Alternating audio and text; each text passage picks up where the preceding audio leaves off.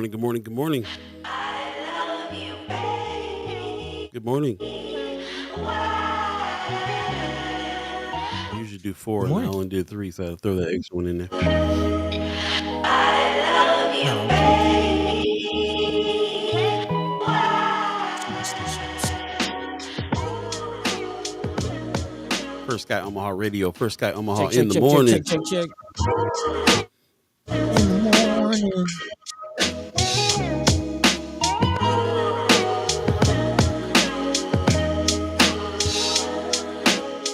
Is this thing on?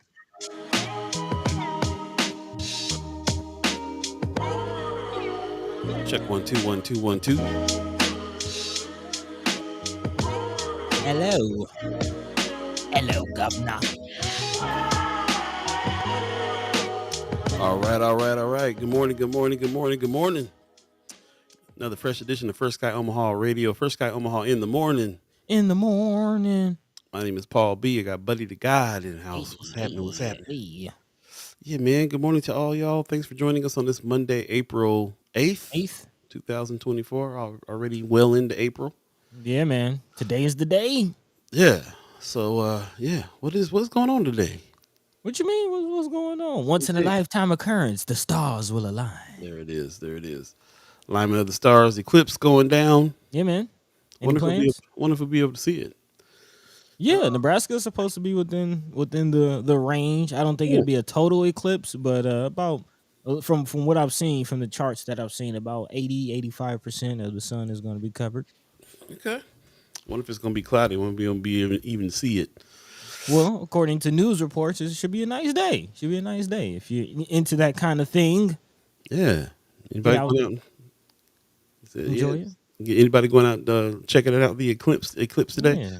There's I heard of a couple people that were putting together their little eclipse glasses or whatever they needed to do to look at it. So I actually was reading an article that was talking about in some Native American traditions is actually not is frowned upon to go outside and to look at this and to try to observe it. Yeah, we're not going to suggest people do that. Don't go out and look at the sun without your little special. I mean, even if you got special glasses, like they said, it's kind of frowned upon again in Native American cultures to look like. Basically, the mentality was that it's something going on between the moon and the sun, and like it's almost like you wouldn't watch someone being intimate with a loved one. You wouldn't just stare at that, and it's supposed to be like an intimate time between the sun and the moon. And in Native American traditions, this is the time to stay inside, meditate, pray, talk about the origins of the sun and the moon and the stars, and kind of reset your intentions and just go inside and kind of redo that inside rather than being outside and catching the spectacle and all this, that, and the third. So Got it. Okay. yeah. Interesting. Yeah.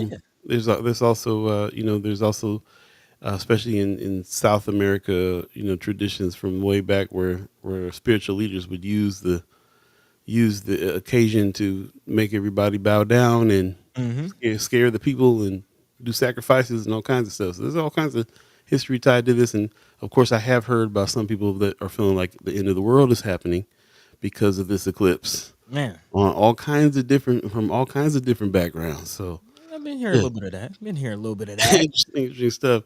But anyway, good morning. I appreciate everybody getting up and giving us good mornings this morning. I see a lot of people in the chat. Thank you. Kimber Snipes says good morning, y'all. Appreciate you. Tamika Johnson says gives us some sunshine. I think we're gonna have a nice sunshiny day today after the eclipse. That is. Kimber says Love Supreme. That's right. This is season 7, Love Supreme. Leah Keister gives us an M. That's what's up. Appreciate you. Also says happy marvelous Monday to all. Good morning. Good morning. Pop says good Monday morning and mad love from Las Vegas. Boy, y'all up this morning, huh? Yeah. Amy H. No Dot in the house with a good morning and some sunshine. Welcome back. We got to connect. We got to connect this week if we can. Kimber says I'll be working too hard, so she's gonna miss the eclipse. Tamika Johnson says yes indeed. Kimber says hard I ain't working hard today. Oh, I ain't working hard today. Okay. Yeah, I think minus the hard, negative hard. Negative minus hard. Got it. Wanda Lewis gives us a good morning as well. Appreciate you coming in. Looks like we got Facebook and YouTube working today, so I appreciate that. Yeah. And share the show if you would. Appreciate that very much. Okay. Majee Miller Jenkins in the chat says, "Don't forget to wear your braids for Cody. Brings plenty." What is that? Hmm. Yeah. Let us know what that is. Yeah, what is that? Braids? Do I gotta get my locks braided? Yeah, let us know what that's about. Yeah, yeah. Don't Cody forget to brings wear plenty. your. What is that? Yeah, got me intrigued. I'm intrigued. Yeah, yeah. Yeah. What's going on with you, man? How you feeling? Um, I am feeling all right. Like I kind of mentioned to you prior to the show, man. I caught myself getting in the yard this weekend, and it didn't mix well with my fast, man. It was a beautiful day. I was enjoying it, during the time. The birds was chirping. I had my jams going. It was just, raking my leaves and cutting my grass. And after a while, man, it was about 2 minutes from passing out. I had to sit down. Yeah, man, going along with camera was working a little too hard this weekend. Yeah, yeah. Yeah, but I'm still kind of feeling the effects, but I'm all right. I'm all right. Feeling good this morning. Definitely looking forward to being able to eat during the day. Tomorrow's Eid. Tomorrow's the last day of Ramadan. So, Okay. which is quite interesting that all this is happening at the same time. It's like the solar eclipse is supposed to be, the devil's comet supposed to be visible in the sky, and tomorrow's Eid, and it's a lot of things. A lot of things are going, but I'm feeling good. I'm feeling good. Up this morning, yeah, making things happen. How about yourself, man? That's what's How's up. things in Paul's world? Yeah, I'm feeling pretty good. I'm a little bit tired, but I'm good. It's always a good thing to get on and talk with the folks. Lots to talk about today for sure. Special guest, Terrell McKinney, Senator Terrell McKinney will be on today, of course, and hopefully we'll hear from the brothers from BAA, Brother Kasim, and Mhm. Brother Sherman Wells. We'll talk to him a little bit about his Sunday sermon. That is, if he caught the email and he's going to be on today. Those brothers, they be moving and grooving. So, Yeah, man. so we don't hold it against them if they got something to do this morning for sure.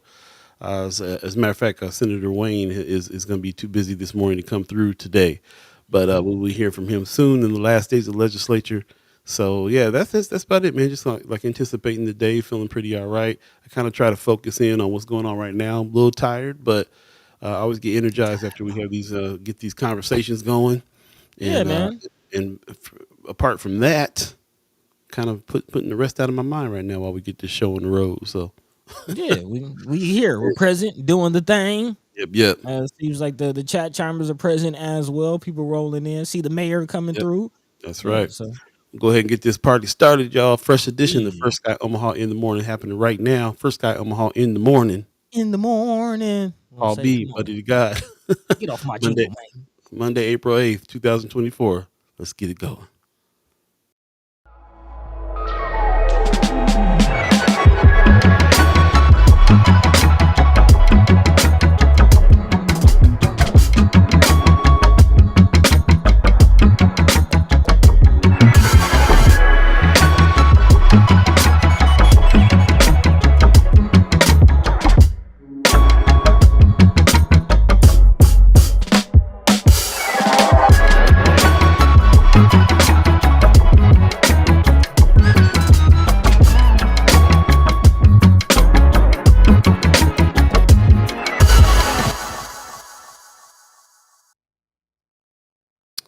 Yo, yo, yo, once again, fresh edition of First Guy Omaha in the morning.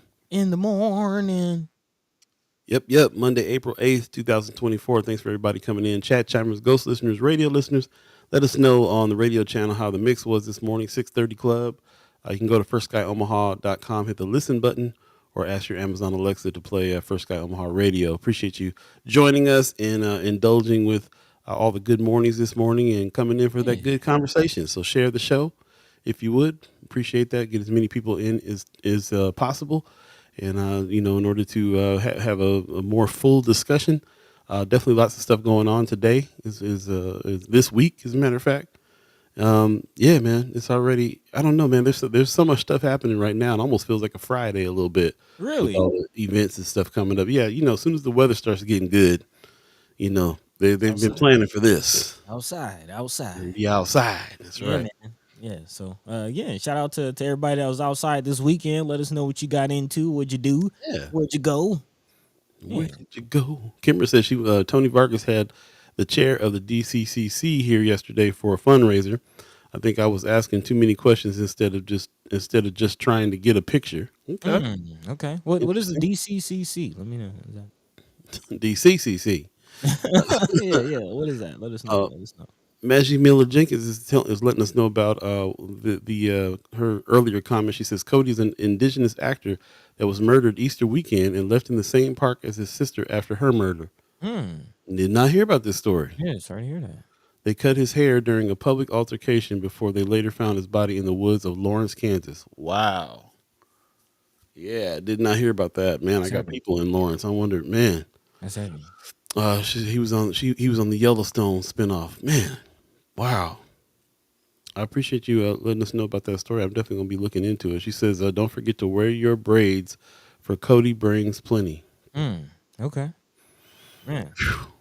That's just Easter weekend. This just happened. Yeah, yeah. Was that last weekend? Wow. Yep, Man, yep, man. Condolences to the family. Peace to the community. bro. That's heavy.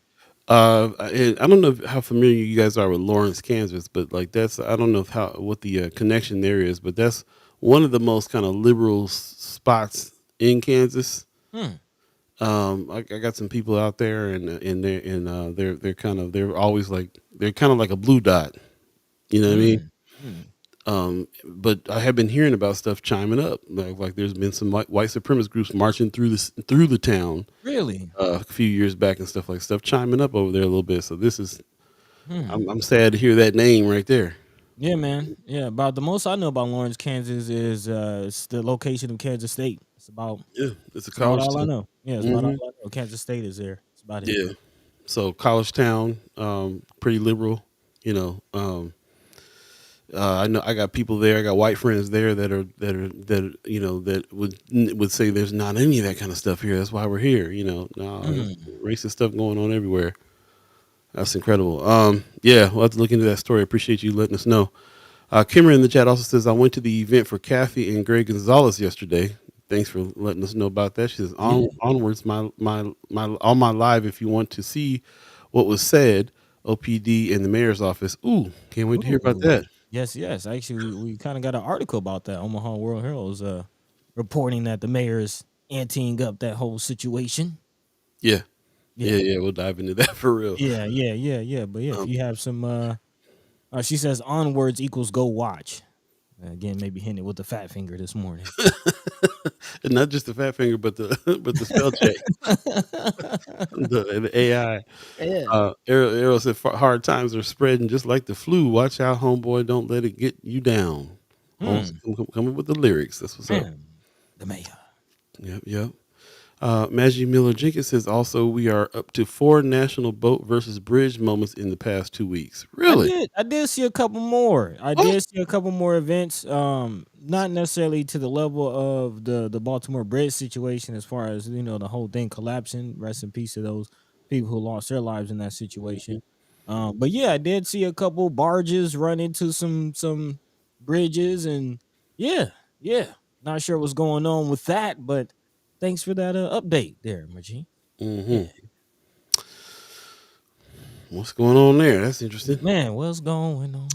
Ariel's 402 says I had a visit with my longtime homie artist Gary Brunzo at NSP. He said he is meeting with Senator McKinney in a few weeks. Okay, Okay. keep looking out Yeah, for Gary Brunzo. man. Definitely looking forward to speaking with Brother McKinney today. A lot of changes going on with prisons. If you remember, we announced on Friday, I believe, that he had a major victory in the legislature as far as getting some bills passed to update the whole parole board situation. And maybe Yep, he's not stopping there. So yeah, definitely would love to speak with Senator McKinney, see what he has brewing yep, on that yep. front. Kimmer says the DCCC is the Democratic Congressional Campaign Committee. Okay. Say that Appreciate 4 that times fast. clarification. Anthony Rogers right in the chat. He says that weak ass clique that gets Dems elected into Congress, DNCC or DCCC, is that what you're talking about? Or Hmm. DNCC? Good morning to you. He says Lawrence is a hip town. It's where the University of Kansas is located. Yeah, man. I'm Yeah. trying to tell you. I've DJed some shows and played some live music in Lawrence. Like Really? Lawrence is dope. Oh, so he says Lawrence is KU, not K State. Mhm. Thank you, thank you, thank you, thank you. Yeah. I also want to give a shout out to Miss Erica Phelps. She's in the chat as well, giving us Oh some yeah. acknowledgement. Yeah, yeah. She says my neighbor and his very young daughter who was fasting were putting up a part of their fence yesterday. I was so worried about them. Yeah, it's an interesting part. You know, you fasted for a whole month. Work still got to get done. You still, gotta do the thing. Yeah. I bet you it takes you back to understanding about how food is energy, Oh yeah, yeah. and really kind of get back to regulating that. That's interesting. And not just that, but being wary and mindful of what food that you eat. Again, I kind of mentioned to you a couple times I didn't ate the wrong thing, and I woke up in the morning like, yeah, that's coming out of the diet. Ooh, Yeah, ooh. dairy, man, red meat, yeah, done, out of here. Yeah, that's rough. Yeah, man. Kimber in the chat saying Tom White, Kathy's lawyer, he had a lot to say yesterday. Definitely go check out her live stream and Okay. see what went down there. I'm glad you're giving us a report on that. I'm Yes, happy to yes. hear it. I reached out to brother Gonzalez, and he's we're trying to figure it out how we can have him come on the show, or maybe his lawyer, because he's got to watch things now. But he's just got to watch what's happening. He's got Yeah. a job to do, to have to think about. So. Ongoing situation. Yeah, so I'm glad you went to that event and give us a little report on that. Maggie Miller Jenkins is saying the genocide of indigenous people here is never talked about as being an advocate genocide because an active genocide because their destruction is now systematic instead of overtly violent. Oh yeah, I Yeah, mean we can get into it. yeah, Native genocide, Asiatic genocide. Yeah, yeah, free school to prison pipeline. I mean, yep, yep. yeah, it's all part of the same thing. Says Baltimore, New York, Oklahoma, and the Texas California bridge. Also the barge spill in Iowa. Wow. Yeah, yeah, I heard about this. It's supposed to be like a spill in Iowa that's fertilizer spilled in the Oh, river. Lord. Yeah, like man, Nitrates. they said like hundreds of thousands of fish died. Yeah, it was a bad situation. That's crazy, man. She's also saying want to also mention the Muslim community gave Genocide Joe the cold shoulder for his iftar attempt. And Mm. here I did see something in an article earlier this morning talking about even Nancy Pelosi spoke up about the arms that he sent over, and people are tripping. People don't want him to do what he's doing all Yeah, over, yeah, and they're speaking up. They're speaking up. yeah. Kimmer says the chair of the DCCC is also a congresswoman. Okay.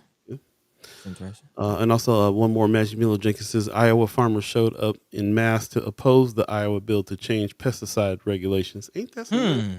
I wonder if we'll see a similar situation as I don't know if you've been paying attention to what's going on in France.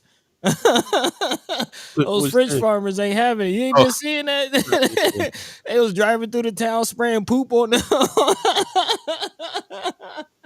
so we gonna fertilize this All town. right, all right. Y'all want to regulate? Yeah, it can get wild. Regulators, mount Line up. up. It can get wild. It can get wild. Let's jump into Yeah, some of the things we're gonna talk about today before we get our guest on. yeah, yeah. Yeah, what's the topic for the day? Well, there's a couple things I want to recap. As I mentioned, we will be having a Senator Terrell McKinney, brother Senator Terrell McKinney. Put some respect on his name coming through. We definitely want to kind of get the words from him on his victory out of the legislature last week. Yeah, Again, passing some major legislation to get some changes in the state's parole board, which we've seen has been lacking to say the least. So a big move on that. Also, did anybody make it to the community and foreign policy meeting from the land bank over the weekend? This is something that's still ongoing. If you did not, opportunities coming up at the Malcolm X Memorial Foundation, I would like to remind you of. This is something we've been paying close attention to for quite some time. Shout out to again, brother Don Curry for tipping us off to some success that can be had from the land bank. Because before then, we were like, man, what's going on? But now the land bank is reaching out and want to hear from you. So again, there are two other opportunities to do that if you did not make it again over the weekend. So want to remind you about that. Looking at what's going on with a few things. Again, we kind of talked about the Jimmy. Y'all heard me bring the call for the jitney stamp back. And now, quite interestingly, there's a public service commissioner calling for tougher enforcement of quote unquote illegal rides. So this is something we'll look at, especially talking about transportation and just getting into the idea of transit, and especially in low income and let's just call it North Omaha. What is going on with that situation? Could there be some regulations? I know a few chat chimers mentioned that they were planning on giving out rides. Well, you might want to look into this, and there's going to be some fines and some fees and some insurance you got to get. Yeah, very, very interesting. Also, something that we haven't really talked about in extension, but something that might needs to be talked about again, and definitely in light of voting, the GOP and Trump building on immigration fears to push voting restrictions. Again, we've been talking about a lot of quote unquote black people voting Republican, and this Nebraska Examiner is identifying the amount of undocumented immigrants and individuals again coming into the country as one of the Republicans' top issues ahead of election season. And I'm kind of feeling like there might be some surprise groups, I guess you can call it, that might be agreeing with this issue. I definitely want to talk about that. And also, speaking of Trump, we kind of talked about it on Friday. Again, Trump and Illin Pillin teaming up to possibly eliminate the blue dot and make Nebraska a winner-take-all state. However, that thing has closed. Again, that window is drawing close. But apparently, there's some news that there might have been some pressure from Trump on the Nebraska state senator to also support this. So again, kind of talking about what's going on with the blue dot, especially ahead of a presidential election season, something to look out for. Also, in other news coming out of the Omaha World Herald, as I mentioned earlier, big shout out to Kimra giving us news about this whole Kathy Gonzalez and Greg Gonzalez situation. Again, they had an event over the weekend, and now Omaha World Herald is reporting that Omaha Mayor Gene Stothert is bringing up the ante on the 911 dispute situation with Douglas County. Again, Douglas County hired Brother Greg Gonzalez to run the 911 dispatch service, and they're trying to get rid of him. So again, that situation continues. And then also, this is something we've been talking about on the show, and some good news, I would say. According to the FCC, Nebraska is in quote unquote good position to deliver internet for all. Again, I will reiterate the question: is internet a right? Is that something that all people should get, especially in this new technological age? Again, we have, telehealth, we have bills being paid, we have students having to do at-home learning, at points in times. Should everybody have access to the internet? Again, maybe in the near future. So we'll be talking about that and more. As always, if there's anything on your hearts and minds that we're not talking about, a few of you have already dropped those things in the chat. We definitely appreciate you updating us on things. And yeah, let your mind be free, let your voice be heard. In the meantime, Paul B, what's the word? Man, also, we will be expecting Senator Terrell McKinney to come on the show today, special guest. Like I said, we put the word out to the brothers at the BAA at Sherman Wells over at Untamed. And if they got the message and they come through, cool. We kind of keep it loose a little bit just because they got a lot going on in the morning. So if they can make it, then it'd be good to hear from them. But Senator Terrell McKinney did hit us back and say he's coming on. So I can't wait to talk to him about a couple things that have been going on. It's the last days of the legislature. So we want to get a little bit of a report from him about what's happening, and definitely check it out. Want to jump into the chat real quick. Kimmer says, I was there. I sat next to Paul at the land bank thing. Yeah, I went to the land bank thing. Okay. Meeting there. It was interesting because Cheryl Weston was there too. So I felt like there was a few of us in there that was like, what you doing, land bank? What you doing? Squad. They had some stuff that they were doing. Pretty interesting exercise. We'll have to talk about it when we get to it, but pretty interesting exercise on one of their procedures, how they do things, how they judge who gets land, who doesn't. They kind of put us through the exercise as if we were the ones working at the land bank doing it, which I thought was a good way to kind of show people what you're going through. But but they were also sitting there taking notes because there's some obvious flaws in some of the systems. And there's some improvements that can be made, and to their credit, they were open to jot those down in order to change up their protocols. So, yeah, we'll get into talking about it a little bit later on the show. But yeah, it was very interesting. Sean McCarthy gives us a good morning. Also, Black Dynamite in the house. Good morning. Hey, he says, how you gonna regulate picking up your people? Man, hey.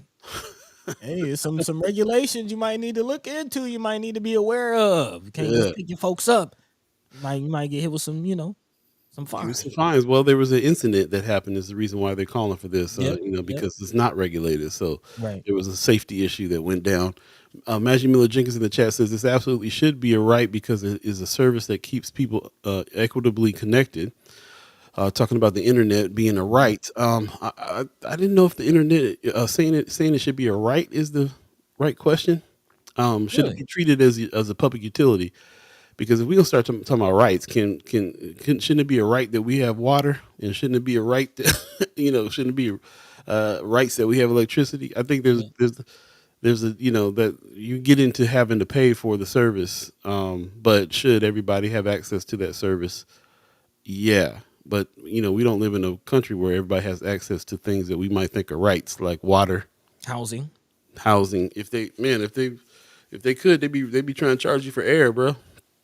Uh, hey, they already selling us water. They might start doing that if pollution in air gets bad enough, and now they're setting up businesses to clean it. Now you're gonna have to pay that just I to mean, breathe. you can buy air. There's companies you can buy air, canned air.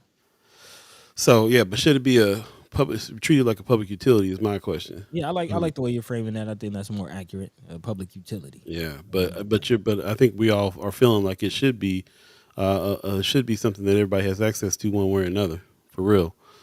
Miss Erica Felder saying, since internet is required for me to access my health care, administer my business, check on my son's education, all the things I can't do on the phone or even in person, we need universal internet. Yeah, Okay, there you go. feeling that. They have switched a lot of stuff to online only, and if you don't have access, then you're in trouble. So there are some things out there. Of course, you can go to the library and be on and get on the internet for free. There's places like Do Space around town that you can do that with. But yeah, it's I think it's like a utility. It should be piped in your home along with the water and everything else. Yeah, if you Electricity. remember, OPS took it upon themselves to pay for internet services and had to, help families out during the pandemic because Yeah. families didn't have access to internet services. Therefore, their children couldn't go to school, and Right. it's a So situation. they paid for that and some tablets and stuff like that for them to Yep. be at home doing Yep. school. Yep. Anthony Rogers Wright says if U.S. tax dollars are being used in any way to fund broadband, it is a right. That's our money, so we have the right to the service. Hmm. Okay. True. Okay. Ms. Erica Fell says, I don't think internet it should be a right, but it should be universal paid with our taxes. Yeah, saying the Okay. same thing Okay. there. Okay. Ariels 402 says the internet should be a right. I got to remember to emphasize those words with all the capital letters Yeah. there. The internet should be a right if you live in drug-free zone, and parents can get charged with their children's I think you're saying truancy. truancy probably from schools. Yeah, if you live in a drug-free zone, that's interesting. You said that a couple times, Mayor Sanchez, about the drug-free zone and what should happen inside a drug-free zone, which is most the drug-free zones are like areas around schools, certain radius around schools. So yeah, it might be something to really kind of dig into and find out like what are the laws for drug-free zones already? What's allowed or not allowed in those areas? Oh, drugs are for starters. Drugs, no drugs. No drugs. Yeah. No speeding. That's a drug Yeah. free Yeah. zone. It's always Yeah. like you got to slow down and drive through. So Yeah. yeah, interesting. Rick Fulton's out in the ATL. Okay, let's Hey. Okay. bring that up Emory. I here. didn't know you went to Emory. It says Emory University reunion. Oh, okay, Like down here in the A, getting okay. some of this Georgia sunshine. There you go. Now we know. So Rick Fulton got the Omaha and Atlanta connection. Okay, Okay. Okay. this is the show for you. Anthony Rogers Wright says they do charge for clean air. Why do you think white people breathe cleaner air 20 times more than black folk? Yeah, we can Yeah. talk about that. Redlining. Redlining, Coal coal plant. plant. Exactly. That's true. Do pay for air through rent and everything else and living in certain areas. Health bills, asthma, medicine, all that. Black Dynamite says free public utility. Yeah, that's definitely a thing to Yeah. get back Let's go into. ahead and dive into it, man. A lot of people chiming up on this thing. Seems like y'all here for the internet conversation. This is something that we've been talking about here on the show for some time. And again, some good news. I mean, everybody believes it should be more accessible, and it looks like Nebraska is ripe for that situation. Again, according to the Omaha World Herald, Nebraska is in good position funding wise to deliver broadband internet to the state's unserved and underserved areas, opening opportunities in telehealth and precision agricultural. That's according to a federal official. Brenda Carr, who is a member of the Federal Communications Commission, aka the FCC, they spoke after attending a roundtable meeting on Tuesday, hosted by U.S. Senator Deb Fisher at the Greater Omaha Chamber downtown. State and industry representatives also attended. According to Carr, a lot of other states are actually struggling. She says they're going to fall short of infrastructure dollars to deliver on the goal that we all have. But even if Nebraska is on the right track, extending internet across the state via fiber, fixed wireless, and satellite systems could take several years. So, although it could come, not tomorrow. Again, she says it moves slowly. It's a big investment. We want to make sure that the investment is made wisely. Again, Nebraska last year learned that it will receive about $405 million in federal funds to extend broadband internet to areas where it's not available or too slow, especially in rural areas. I know talking about low income communities here in this chat, but so think of rural areas and their access to information resources via the internet. The money comes from the $42.45 billion broadband equity access and deployment program, which Congress authorized in the Infrastructure Investment and Jobs Act of 2021. The Beeee program provides money for states, territories, the District of Columbia, and Puerto Rico to utilize broadband deployment, mapping, equity, and adoption projects. So again, this is something that could possibly be coming. Nebraska has the funds. Of course, as they mentioned, it could take some time. But again, what say you? Or is this something you're excited about? Is this something that we see coming, or do we believe that Nebraska senators will stop it? That's a good question. Yeah. I don't know what I know about that. I don't know if I have an opinion about it yet. Okay, maybe it's something to talk to Senator McKinney about. Ask him again, what those conversations are looking or sounding like in the legislature, or what are they saying and things like that. Uh, yeah. Yeah. I will say I did see an article a little earlier about Google broadband is firing up in Omaha now. They said in the first they're starting in one neighborhood, and it's the Zarbin area. So despite Cox, they were really trying to fight anybody else coming in. They Hmm. kind of wanted to keep their supreme uh, Man, their internet supreme. supremacy. Right. But it's pretty inevitable. There's smaller companies that have been hitting our neighborhoods too, laying lines down, optical lines and all that kind of Hmm. stuff.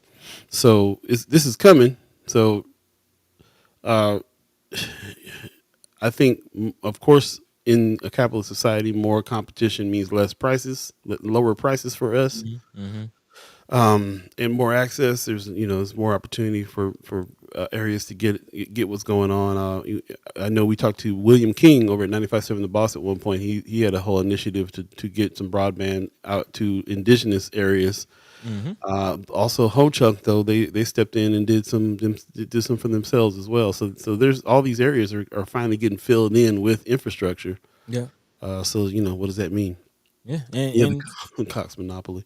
man, yeah, Cox was trying to block, man, Yeah, but Cox again, blocking. Real man, but sense. the infrastructure, I don't know how long they can block it because the infrastructure is already laid. Again, I remember, when I was there, it was companies all over the north side dropping, building up and digging up sidewalks and dropping the fiber all through the north side. So again, I don't know what companies are taking advantage of that infrastructure. Actually, it was Senator Carol Blood, Beryl Blood, as we like to call her, Hey, again, who reminded us that that infrastructure has been in North Omaha for quite some time. It's just companies haven't been using it. So again, we'll keep an eye out to see what other companies roll into town. yeah. And in addition to Google Fiber, we'll see. We'll see. Well, we will see. Jumping back into the chat real Hey quick a little man, earlier, going off. Miss Erica Felt said, "Don't charge me for his truancy.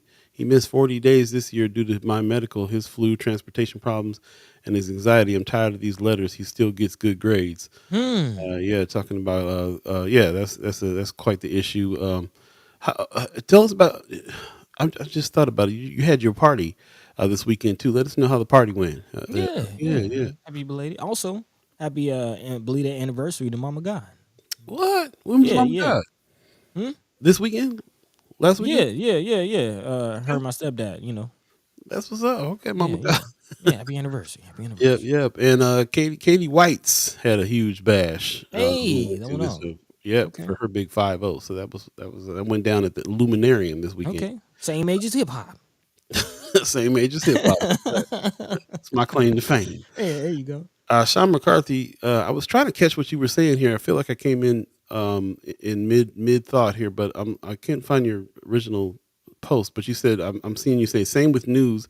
I got a notification from the Lincoln Journal Star saying a 28-year-old man was missing after leaving a mental health facility. I clicked the link and it said I had to be a subscriber. Oh, okay, so yeah, you're saying news ought to be also a public utility, a right. Hmm. He says I had to be a subscriber. We run into this all the time because we we pull articles and stuff like that. Man, we probably got 10 subscriptions just to try to Man. keep up with the news. And Omaha World Herald be hitting you with a $30 a month subscription. You know what I'm saying? Like Yeah. it's pretty bad. He Yeah. says I can see charging people for other news like locals prepare for an eclipse, sports articles, but public safety stuff should be available for free. Hmm. That's a good point. I'm gonna be like that dude on the meme. Hmm. Yeah, Hmm. yeah, yeah. Maggie Miller Jenkins says depends on who we get in with this next round of senators. Yeah, Okay. that's I can it's see gonna that. I make a can see big that. difference. Yeah. I can see that. Reminding you that Sister Ashley Spivey is running to replace the term limited brother Senator Justin Wayne. Just Yep. Yep. keep that in I your heard, minds I and your heard he head was. tops. I didn't get to hear Brother Sherman Wells' show yesterday, but I think Ashley Spivey was on his show. I think he interviewed Okay, her yesterday. okay. Yeah, I didn't get to check it out either. Also, I see Rick Fulton is saying Ewing for mayor. That's something we've been talking about. It seems like you're in support of that. I'm kind of interested in knowing, why. Why are you in support of Well, he Ewing for said, mayor? "God help us if Stothard gets another term." So, Okay, okay. So is it kind of like an anything but Stalter type situation? yeah, yeah. If you have any specific details on why you think Brother Ewing would make a good mayor, love to hear about it. Definitely talk about that a little bit. Mr. Secretfeld says I have been having a little mini celebration since last month. Talking about her birthday. My Hmm. 54th B day was on Easter, and I saw the Wiz in New York. Man, Okay, doing it up, doing it big. Did you get? man. Did you run into Amber and them out there? What's going on? She says, "I saw yesterday wasn't a party. Just Sunita and I celebrating our birthdays together." Okay, Okay, shout out to Sunita Budai as well. It was the child care professional party going on. yeah, yeah. But no babies, huh? Just a party. Kimber says you can read the Omaha World Herald for free if you have a Omaha Public Library card. Good to See. know, We can bro. use that. We can Bro, use that, man. Camera coming with all the public library card perks. hey, I'm telling you, I'm telling you. She says and other papers as well, like the Wall Street Journal, I believe, and possibly the New York Times. I can't remember. Well, there's $120 a month. I don't got to pay no more. Man, Just them, just them, that's been just racking them, up. just them three right there, bro. That's big So, news. so That's I big knew news that for us. I know that you can get on. I know you can go to the library and read the papers, which I happen to live right across the street from one, so I go over there and check. Well, I got rid of my Wall Street Journal after they put some crazy article in there. I was like, okay, I see where y'all coming from. Kill that. But that was like Mm. $40 a month or something. So I started hopping across the street to the library to read it. I didn't know that you can. Can you do it online with a library card? Can you get that? We'll have to talk about that because I got to. Yeah. Yeah, you about to save us some money for real. Yeah. Black Dynamite says, why does the World Herald cost so much? The Omaha Star is thicker than the World Herald. Mm. I don't know, man. That's a good question, but I was shocked because, of course, they get you in on a deal. It was something like $5 a month or something when you Oh yeah, get they in, get you. and then a few months down the road you didn't pay attention to it, and now it's all of a sudden like $35 a month or something crazy. Mm-hmm. Yeah, Mr. Circlefeld, 40 a month. It costs that much for the news. Look, man, we got to refine this process. Nebraska Examiner needs my money more than Omaha World Herald, as far as I'm Man, concerned. We need to figure some things out. big time. Miss Erica Fell says Ashley Spivey was a pleasure to listen up on Sherman Wells show. Please click the replay, everyone. Yeah. Yep, we posted in Friends of First Sky Omaha. Definitely check out the replay. I meant to do it last night, but man, I was like, you know what I'm figuring out how to rest, how to figure out how to sleep What's that? is the first time my eyes get to going, I'm laying down because if I fight it and do like this, then I'm up all night. Then you're tired, boss. Then I'm you're tired. tired. So, I was just like, okay, you know what? If I fight, if my eyes get heavy at 9 o'clock, I'm just gonna go to bed like an old head because I'm tired of this. So yeah, I didn't get a chance to watch it last night because I went ahead and let myself get some rest. Cameron Snipes says I can't seem to get good answers as to why folks are excited about our John Ewing, other than he's black and not Gene. I would like to hear some other. I would like to hear some other.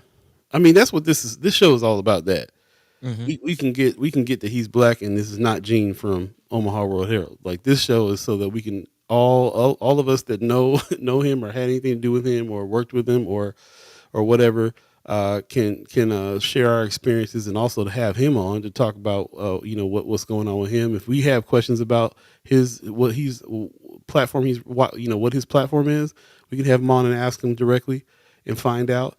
I got excited about it just from the little bit that I know about him. Mm. Definitely got excited about it. I think he would be way more for North Omaha than what we got going currently. Oh yeah. Hopefully.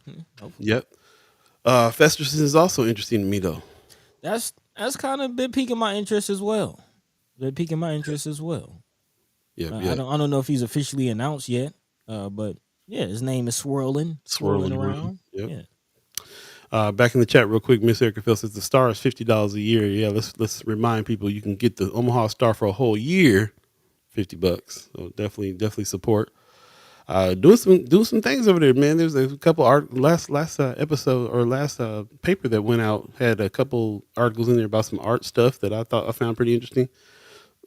Shout out to Miss Terry Sanders for doing what she's doing over there with the Omaha Star for sure. Support that.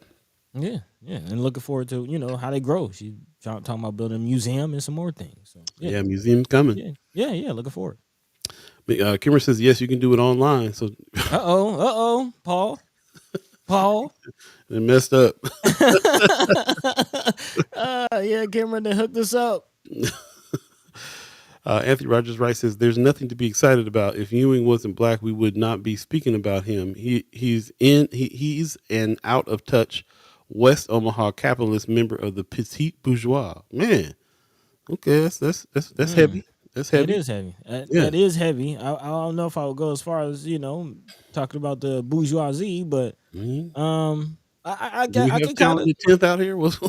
Yeah, I mean, it's a thing. It's a thing. But I can kind of agree with the statement that if he wasn't black, well, will we really be talking about him? Well, That's a good question. to that same effect. I mean, I do. I actually think he's my cousin, if I'm not mistaken. Really? Yeah. I believe there's some relation to the Ewings.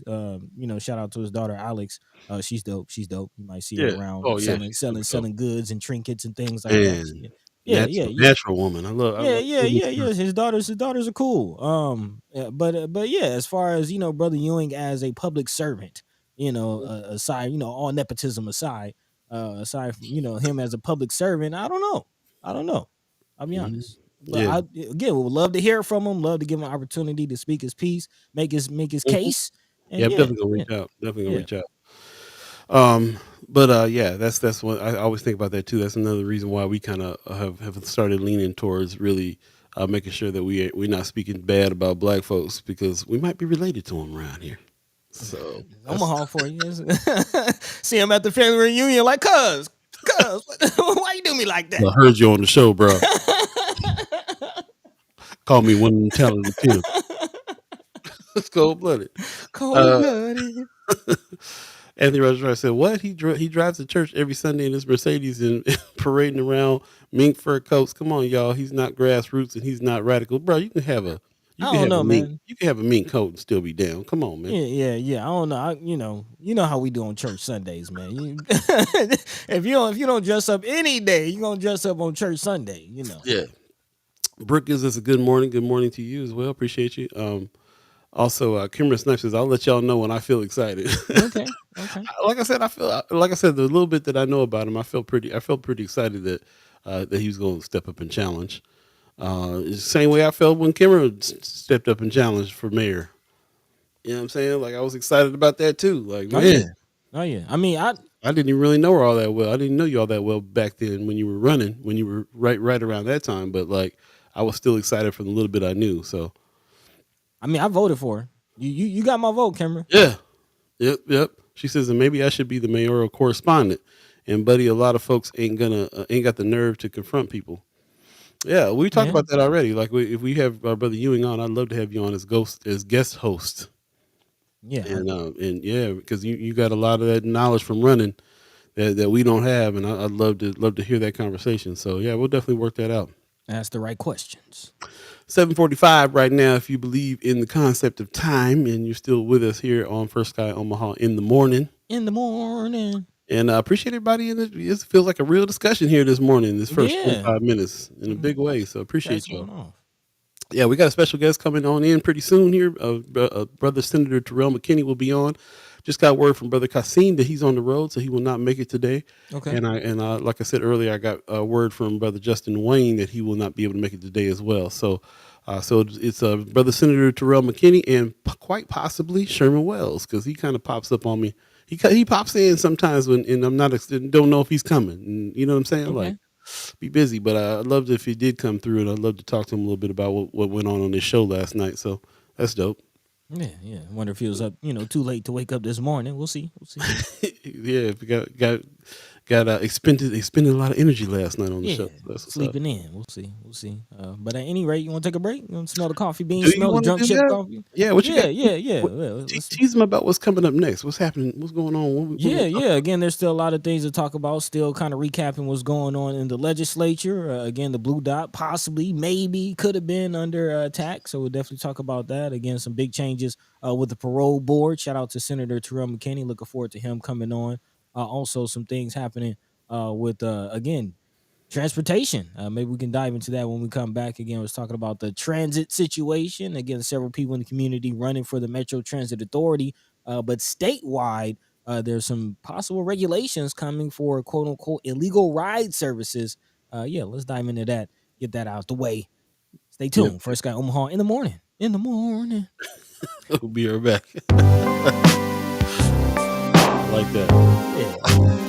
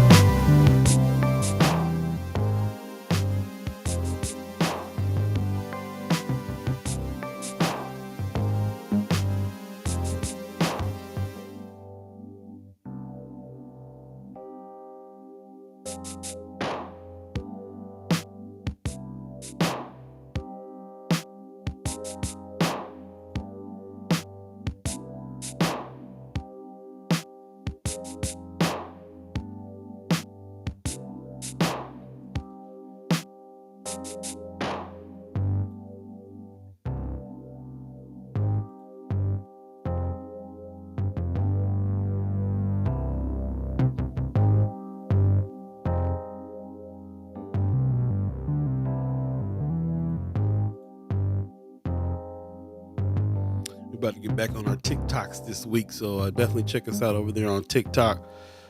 Bringing in some a little bit more information, some things, just some news, man. And we're all about the news around here. What's relevant to us, and what's relevant to you, and everybody in our neighborhoods. That's sometimes is a lot different than what you hear on mainstream news. So.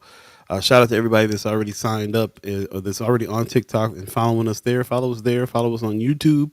Like and subscribe. Do all those things. Definitely got some things coming up here for the last part of season 7. Love Supreme. Then we'll be taking a break over the summer. Buddy will be in town. We'll be hopefully getting together and doing some chat, chiming, kickbacking, and all that good stuff. Yeah. And then we're excited for what's coming. What would normally be called season 8. But it's kind of a reset. It's gonna be season 1 again for us after the summer. So, yeah, I appreciate everybody who has been sticking with us. I've been getting a lot of flashbacks from the Mind and Soul days, man. Stuff, pictures with Felicia, with Love Felicia, with the Love After Dark show, Funktropolis. Man, it was good times. Good times, man. Derek Higgins, shout out to Derek Higgins. for the Roots of Electric Jazz show that we were doing. Shout out to Buddy and Augie Kid. Shout out to y'all for lunchtime live. Man, That was popping. It was man, popping. what's wrong with you? And of course, Michael and Michelle in the morning, man. I've been getting a lot of flashbacks on those. Yeah, Those were some fiery conversations sometimes, for real. man, for I sure. think Michelle Trotsker walked off the show one time over something Michael Scott said. Boy, Man, yeah, no, it's been a couple. Also, shout out to Doug and Mika, man. The Doug and Mika show's popping. It was a couple tear jerkers. It was some good conversation. Yeah, man. Minus O was a thing, man. shout out to Katie Rain with Rain's Magic the Detox. That was a dope show. Yeah, Yeah. yeah, yeah, yeah, yeah. And so it's no surprise she's back around doing some stuff with us again, man. We're teaming up. She's got a strong business. We're trying to make our business strong and build out the team. So shout out to Katie Rain, who's always down for what it is we're doing around here. And Black Diamond said the paradise of funk, baby. He remembers that funk travel. Yeah, yeah. I had to call up a couple times, like, man, ain't nobody doing it like this in the old man. Yeah, yeah. Might have to bring that back, Paul. I remember my cousin Kent jumped out. We played something and he was at a stoplight and jumped out of his truck and danced in the street. He was like, Man, "This funk got me. It got me." the funk has got me. Brooke said Derek Higgins show. Love that. Yeah, Roots of Yeah. Electric Jazz was dope, man. Yeah, we had some good times. So we're looking at bringing some of that stuff back. Yeah, yeah. I'm kind of Yeah, curious. Would y'all, if we brought some of that programming back, some of those vibes, would y'all tune in? Is that something you here for? it's happening. We do have the digital station. Like I said, you can hit your Alexa up and ask about that. Right now, we have a nice selection of black music, a celebration of black music, if you will, Celebration. playing. And but yeah, we're working on some more live radio shows and stuff like that again too, and bringing some of that stuff back that worked so well before. So shout out, Brooke said definitely. That's what's up. Okay, okay. Appreciate that. Anybody else second that motion? You just seconding my emotions. Yeah. Appreciate you coming back, coming on through. Again, we got a few things to talk about. And special guest, Senator Terrell McKinney, coming up. Before we get there, let's jump into a couple other things, man. I'm loving what's going on with Friends of First Sky Omaha. You guys are dropping stuff in. It's stuff that's relevant to the conversations that we have been having. I feel conversations get to progress because of the fact that we keep bringing in more information about stuff Man. and then discussing it. So yeah, man, yeah, I'm really really loving that part. I look there first when I'm looking for news. I'm loving that. Yeah, so I was supposed to be, man. So big shout out to everybody continuing the conversation. And there's a conversation we want to continue to jump back into, keeping the things rolling, especially before our guest comes on. Hmm. And this is something we talked about last week. I actually had Sister Clarice Don Beck on.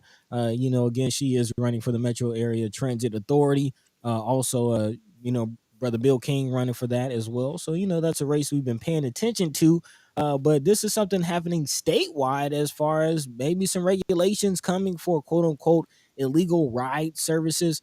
This is coming out of Lincoln, and the Nebraska Examiner, a member of the Nebraska Public Service Commission, who was actually a former Omaha police officer, is calling for tougher enforcement of quote unquote illegal ride services following an alleged sexual assault of a customer. Apparently, Christian Murch, who represents the Omaha area on the commission, said a rape reported recently in Saunders County points up a need for greater scrutiny of such services. Murch said the recent reported assault, might have been prevented by tougher enforcement. He says they're supposed to fall under our regulations. It's really to make sure the public is safe and there's adequate liability insurance. Under state law, currently, entities that transport passengers are required to obtain an authority to operate from the Public Service Commission. That includes a $300 fee and liability insurance of up to $500,000, according to Murch. Pardon himself. Transportation network companies such as Uber are required to register as a company and must meet several requirements for liability insurance and criminal background checks of drivers. Also, a spokeswoman for the Public Service Commission, in response to a question from the Nebraska Examiner, said the agency does investigate complaints, but must physically witness an illegal ride service in action to issue a citation. Since 2019, January 2019 to be exact, about 206 informal complaint investigations have been initiated by the Public Service Commission's Transportation Department, which deals with taxi cabs, Ubers, and other ride services. Of those, about 79 complaints dealt with illegal operators, including, according to Deb Collins of the Public Service Commission.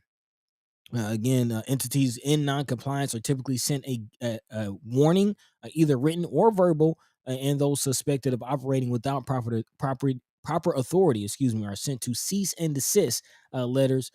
She said that investigators have been able since 2019 to take formal action in 6 cases, and 2 others referred to county attorney for possible action. So again, this refers to a conversation that we were having. Again, I put out the call to bring back the jitney stands, and a few chat chimers even mentioned that they were interested in jumping into giving rides and things like that. But this is something to look out for. Don't let Public Service Commission catch you. It's always something, and it's something that will affect something that we've been doing long standing. And that's the first thing I thought too. They didn't mention jitney in this article the whole time, but No. you know what it is. Yes. Yes. You know what it is. Anthony Rogers Wright is in the chat. He said, "Please, over a 3 year span, there were over 4,000 cases of sexual assault with Lyft and Uber. This is a shakedown in an attempt to prevent working and poor people from organizing themselves and not depending on government that's not working for them." It's kind of my thoughts. That was kind of my thoughts. I remember back in college, it was a big situation. There was actually several cases of young women being assaulted by specifically Uber and Lyft drivers. It was a thing. It was a thing. Actually, it was so much so that campus put out a call to maybe not not take Ubers and Lyfts, or if you do have somebody aware, have somebody waiting on you, time to kind of take extra precautions for Lyft and Uber. So it is interesting why specifically they're targeting quote unquote illegal ride services, when even the legal ride services are a little sketchy. So yeah, very very Good point. interesting take on that. Very good point. Yeah. Yeah. What say you did? First of all, I haven't taken an Uber in a long time. Is I mean a jitney in a long time. Is this still even a thing? I mean, I know that there's certain people that are still driving here and there, but I don't know about are the jitney stands still around.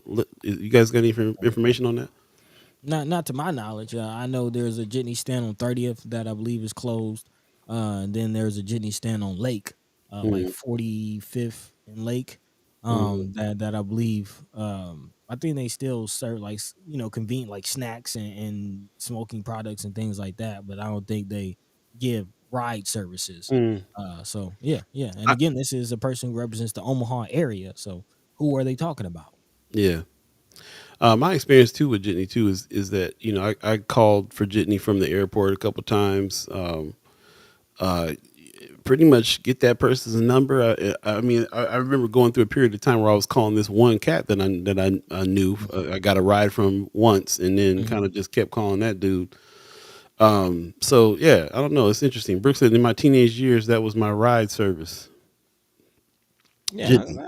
I caught a Jenny a couple times. I'm like you, Paul. It's been a while, but Mhm. yeah, I've caught a Jenny a couple times. We've had, like I said, we got family members that used to drive Jitney. From has always been driving Jitney. There's been Hmm. somebody in my family that's always been driving Jitney. So yeah, that's kind of what I thought about. It's interesting because I didn't know about like the regulations. This article kind of brought out some of the things that'll happen to you if you get caught doing that, the fines and so on. And I'm just like, it's interesting the response. Something like this happens, and all of a sudden they're like, we got to get tougher on crime with this whole situation, Hmm. and that's why I'm kind of going to what Brother Anthony Rogers Wright is talking about. Like, yeah, I mean, if you really want to talk about assaults with rides, then you got to talk about the big companies that are doing it. How many times do you hear anything happening with a jitney driver? Right. I don't even know Right. if this cat who allegedly did the sexual assault in this article was driving jitney. I don't even know. You know what I'm saying? Well, according to the article, a 35-year-old female told investigators that she had arranged a ride to a grocery store in Fremont, Nebraska, at about 4 p.m. on November 19th, through a man she knew as individual Kevin Juarez Orellano, who advertises ride service on Facebook. So I don't know, Hmm. kind of jitney type service, just somebody advertising ride services on Facebook, which is something I see often actually. Hmm. Yeah. You do see people, hey, if I'm out, if you need a ride, X, Y, and Z. Hmm. But apparently this led to, rather than this gentleman taking her to the grocery store, he took her to a secluded area where he proceeded to assault her. He now stands charged with first degree sexual assault, and definitely My heart goes out to the young woman who had to experience this. Mhm. Um, but yeah, so I not necessarily jitney service. Like the jitney stand was something that was organized. Like there was a That's stand what in it. that's what Right, I'm getting at. I'm getting at it didn't sound like he was part of that organization there, right. but we know that this is going to affect that if it hasn't already. It'd be interesting to hear that. That'd be a story that I'd like to really kind of dig into, talk to jitney drivers now, previous jitney drivers, about people that own jitney stands, and find out what the city has done, what kind of fines they've had to pay, what kind of trouble they've had to have over trying to have this organized way to make affordable rides for people. Right, right, and that's kind of at the heart of the issue, because we spoke about, we kind of laugh about it, but it's a real situation. Like having to take a bus, a train, a plane, ride Camelback to get to get all the way out to Kearney to go to to go to Metro to take some classes. Of course, there's some data centers and some other well-paying jobs that you got to go a distance to get to. So again, we're talking about access to opportunities and services. How do you get to that, especially if you're in a low income community? Of course, we know they're developing this whole streetcar, but that's only going east and west. Like, what about north and south? Yeah, and my experience with jitney and people that ride jitney is kind of like it's like a lot of elderly people who just need to get to the store. Right. It was kind of a neighborhood service, and it was cheap Hmm. enough to be able to do that. When you really kind of needed to. As a matter of fact, I know family members that drive jitney that said, they've driven people, and then the people were just like, "I'm sorry, man, I don't got it." And there's okay, well, go ahead. You know what I'm saying? Hmm. I don't or just turned it down. Like, I don't want to take your last. Go ahead and do what you got to do. Man, It's a neighborhood piece. That's what I always felt about it. communal. It's a community, yeah, a communal ride service for really like in and out of our neighborhoods. I didn't know too many people that were taking it like daily to work on the other side of town or anything like that. It was mostly Right. like people in town that were just trying to get to the store and to the post office. You know what I mean? Word, Or word, word, or word. from the airport, which cost a little bit. You come in on a plane, costs a little bit if you're taking the other services to get to where you got to get to. So Yeah. And also late at night, when some of the bus routes are closed and there aren't really other services, this, from my experience, was before kind of the Uber and Lyft wave right. really came through. But yeah, when I be out late at night, need to get somewhere, Jitney come through, man. And Yeah. apparently the Jitney is still a thing. Brother Wells Lavelle in the chat says it's virtual. The numbers still exist though, so Mhm. they've gone digital. Sarah Caffell says when we had taxis in Omaha just before Uber, there were some violent assaults, rapes, and I believe a driver was murdered. Wow. I think I did hear about that. Also, Kimmer says they got rid of the jitney stand on 30th, but I know some folks who do rides. I never had a problem using jitneys. Yeah, there you go. Miss Eric Phil says, I don't know where my jitneys came from. They just answered the phone saying North Side. Man, that's community for you, man. That's Yeah, community. You know yeah, what it is. yeah. Brooke, we knew you meant ride service, not rude service. She said jitney Yeah. driver's always cool. Wells Bell says I drove from some years. Probably should write a book about all my experiences. Night driving was crazy. Man, Definitely should do that. yeah, that sounds like an interesting like prompt for a book. I'm already thinking about the film, bro. Let's go. Man, yeah, that'd be dope. That'd be dope. Kieran says I'm answering the phone saying North Side all day now. Okay, okay. How about East Side? East Side Cameron. East Side. Kieran says, don't forget about the micro transit they're getting ready to start doing in North and South Omaha. I wonder how that factors in with people who do rideshare. I wonder how they feel about it. I'm glad you mentioned that because we did have an article about this micro transit that was happening. And of course, we talked to Clarice Dombeck about the position that she's running for. This all going to be within that purview, and we think about that east to west situation with the streetcar that's happening. The fact that Senator Justin Wayne was pushing for it to if it was going to come out here, it got to go north too. And I don't know what came of that. Also, this rideshare idea too. I just ran into a young man this weekend who is developing an app to do safe ride shares, where the algorithm will pair you with one or two people that are in your area that are going to the same place you're going to, and then you got information on those people it's basically for people to safely do ride share as an alternative to taking an Uber or Hmm. a Lyft. Which can be So, expensive, by the way. man, and not to mention they be doing that. They be doing them extra charges you don't know about till after Man, you get done. man.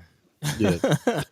That's real. That's real. Wells Invest, I still have about 7 personal customers. Keeps me a couple dollars from time to time. That's what I'm saying. Okay.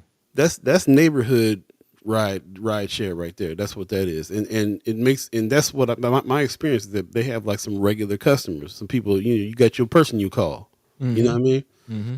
So that's what's up. So we got somebody in here right now doing that, and just it's important to mention that seven personal customers. So these are people these are just like it might as well be family members and friends that you giving rides to, because now they're about to start trying to crack down a little bit.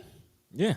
Yeah. They got to catch it though, like the article said. They got to catch you in the act of doing, of I guess giving a stranger a ride. I don't know, but always felt like the power of the jitney situation was that you kind of know these folks. Right. You Right. develop a relationship with them. It's really no different than you calling up your cousin and be like, "Yo, come pick me up from the airport. I'll give you a couple bucks on the gas." So on that point, that is a kind of a thought too, and it's actually addressed in this article. Maria Arriga, who's executive director of the Nebraska Commission on Latino Americans, she says that you come here starting from zero, talking about immigrants. She says some immigrants don't know how to drive or cannot obtain a driver's license. So how do they get around? She says in the Midwest, you need a car to go anywhere. Most ride services are informal. Someone, for example, will arrange a friend or acquaintance, as Paul you just mentioned, to pick up a child from school or give them a ride to do shopping. Ariga said she had not heard of the assault, but can see the potential risk. Also recommends, she says it's not recommended to get into a car of a stranger under any circumstance. So there is that, but as you mentioned, you kind of build it from the communal jitney stance. You kind of build that relationship, but all it's people who are known in the community. I'm sure chat chambers can start writing off some names of some jitney drivers that they know. Mhm. That you can start give just they're just known in the community for doing that. But when you talk about quote unquote illegal ride services, I do wonder, where did they draw the line? Like, somebody who, I used to, that's how I was getting gas money in high school, giving friends rides around, if a friend needs a ride from school, ride home or something, or a ride Right. to a party or something, throw me a couple bucks on the petrol, throw me some snaps on the petrol, and I got you. Yep. There you go. Would that be considered, do I gotta pay for $500,000 in insurance just to do that?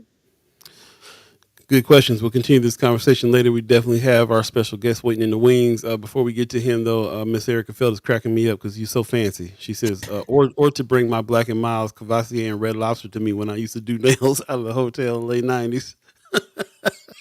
I just had a picture of Shannon Sharp with his Black and Miles on and his cognac.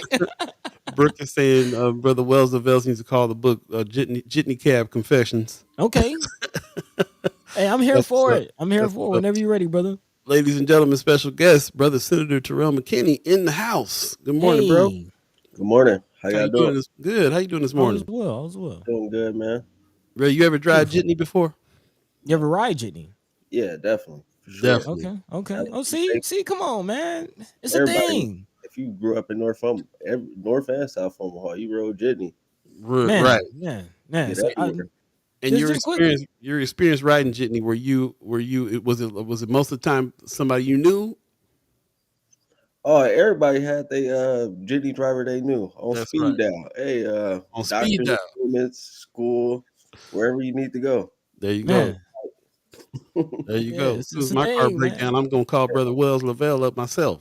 Yep. Because Hey, if you know him, you got to know him. For Yeah, sure. that's what I'm getting at that, man. That's my experience too with most folks. Like you got your guy on speed dial, Yeah. man. Also off hours, man. Weird hours too. Yeah, that's Coming off the plane 2:33 in the morning, and Uber be trying to get you with them kind of hours. $20, $30 to get somewhere. man You can down call the the street. jitney, right? It used to be cheap too. You call Yeah, the yeah, call the jitney, be like, yeah, I need some now or laters and some grape soda and a pickup from the airport, and boom. yeah. Yeah. Holla at me, holla at me. I Or think you. North Omaha to South Omaha was what, like $10, $15, 10, Oh yeah. something like that. Yeah, so Yeah, you're that's gonna be great. paying double, triple that depending on the time. Messing around with Uber. Wow. Yeah. Man, Wells Lavelle said I got gifted a house because of the relationship we developed. She considered me a son. See, I'm saying communal. It's community. It's Great all stuff. about community and building relationships, man. It's a beautiful thing. It's a beautiful Man. thing. Yeah, yeah. Hey, before we get into it, man, I know this is the last week of the last days of the legislature, and lots of stuff to talk about on as far as what's happening, but also your wins. But before we get into all that, just how you doing? How's the family doing? What's going on with you? I'm doing good. Family's doing better. My grandpa's he's in better health, out of the Beautiful. hospital, so everything's cool. So Good. everybody, Man, that's Glad to hear yeah. that. beautiful. That's beautiful. Daughter wasn't driving you too crazy with spring break, right? She No, she was chilling actually, but just took her to school this morning, and okay. she cool. Beautiful, Uh, beautiful. On daddy duty. On daddy. Okay. Yeah. So yeah. So oh, how's go ahead. let me jump in with this real quick because I thought this was Mary, somebody, I think it was Marianne Williams put this in. She says Okay. Malcolm X, who was born in Nebraska. Wait a minute. Yeah, Martin Luther King the third hit you up with some props. Malcolm X, who was born in Nebraska, should be remembered around the country for his role in the civil rights movement and empowering Black lives. Congratulations to the Nebraska legislature and Senator McKinney on this critical step to recognize his legacy. So Beautiful. not only was a win, but looks like it got some national attention and recognition, and I was very proud. I was like, yeah, that's my boy. Man. Yeah, it Man. was dope. We snuck that in, you know. I didn't try to celebrate it until he actually signed the law, so Right. I didn't want to. It's big, but I wanted to wait till until he signed it to really try to celebrate it because I don't like Yeah. I don't like celebrating things until they're final and he can't take it back. So Right. You never know what ill Smart. impelling. So did that yeah, happen? Did he sign it? It's official yeah, he now? signed it. So it's Beautiful. official. Beautiful. Beautiful. Yeah, Man. congratulations, bro. Yeah, Yep. and that's big coming from Martin Luther King, the third. Because I always draw the parallel. I mean, living here in Atlanta, like if you ever been here, you see just the magnitude of the whole Martin Luther King Plaza. Like it's a whole thing. You know what I mean? There's buses and buses of tourists coming through, and it would just be always wonder what would that be like to have that type of activity for Brother Malcolm in Omaha. So again, hopefully this is a step in that direction. Of course, the Malcolm X Memorial Foundation is getting some funds. Thanks, big in part to the work that you're doing, also Senator McKinney. So, yeah, man, thank you for pushing that and kind of getting to a vision that I had of my hometown, and it seems like we kind of share that same vision. So, yeah, some big moves happening, big wins, and that's not the only one. Yeah, man, for sure. That was one of my first bills I've ever introduced. Probably my first bill I ever introduced was a bill Really? to create a state holiday for Malcolm. So Hmm. that's always been at the forefront of what I've been trying to do is honor his legacy as somebody that's in the legislature and trying to get our community to celebrate him like I see other parts of the country and the world celebrate him.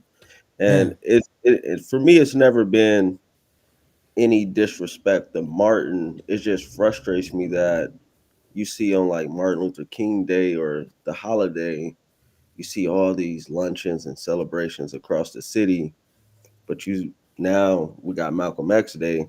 I hope we get that same energy, right, you know, right. for our own native son. So I'm excited about it because I think it's overdue and it's needed, Hmm. especially with Man, the message that he professed, and his story. It means a lot, especially for people that come from where we come from. Yeah. for sure, for Do you sure. ever see it being a state holiday? You think it'll ever go that far? I think one day it can happen. Honestly, I think it just if we I'll say if we had more time, it was a less polarized politics in the legislature and the world, we would have been able to find a way. And it's really just down to dollars at this point. So Mm. finding the dollars and the political will to do it, I think it's possible. Mm. It's just that now. It's just finding the time, and it's so it's just so much going on. It's just let's get this step first and then just come back and just say, okay, where can we find the dollars? It's not even really about finding the dollars. It's just about people being willing to just say, okay, we're gonna do this. Let's just Yeah, do it. the Yeah. dollars are there. Yeah, Yeah. well, I mean that's not even something you like. You think about making it a holiday. Just say it's a holiday. It seems like it's a holiday. Like what is the cost associated? Where would the dollars go to? I think what I'll probably have to do a study or something to see what the net positive would be if we created a holiday. Hmm. What would be the net positive for the state if there was a holiday in the name of Malcolm? And I think once we do that, get the results of that, which I'm sure will be positive, it'll be like people would be like, all right, it makes sense. And so I think that's what needs to happen next. Well, um, I did want to talk a little bit about that. What could happen next? Maybe holiday, but I also don't want to take any fire away from what just happened because this is huge. Yeah. Could you talk a little bit more about what this means? This win that you just made here. What does this mean for us for the state? Which one? As for For see, you got so many wins. got so many men. Which one are you talking about, Which bro? one? Which one you talking about? No, making making Malcolm X. A day.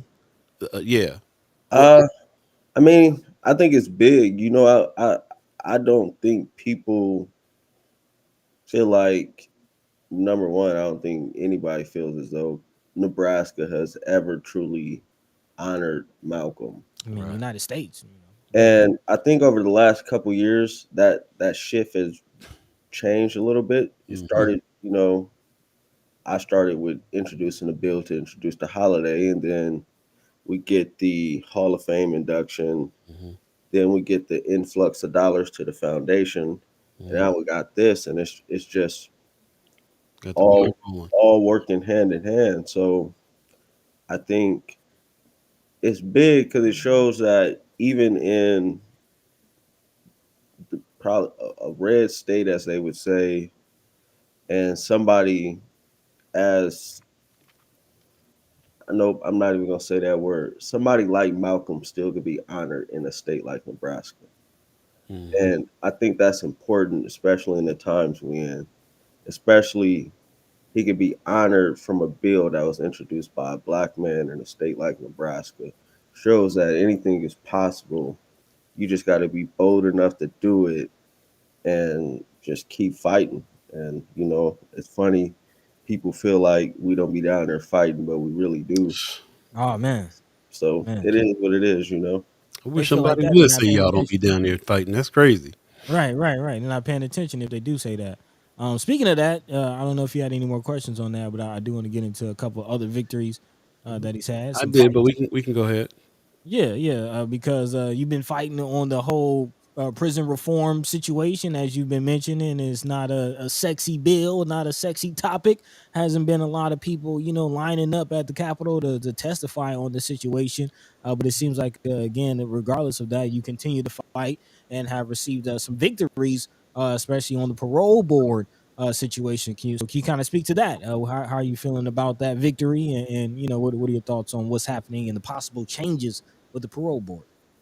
So my priority bill, LB 631, which I prioritized last year, but I wasn't able to get it out of committee and I wasn't even able to get it debated, so it just never came to the floor.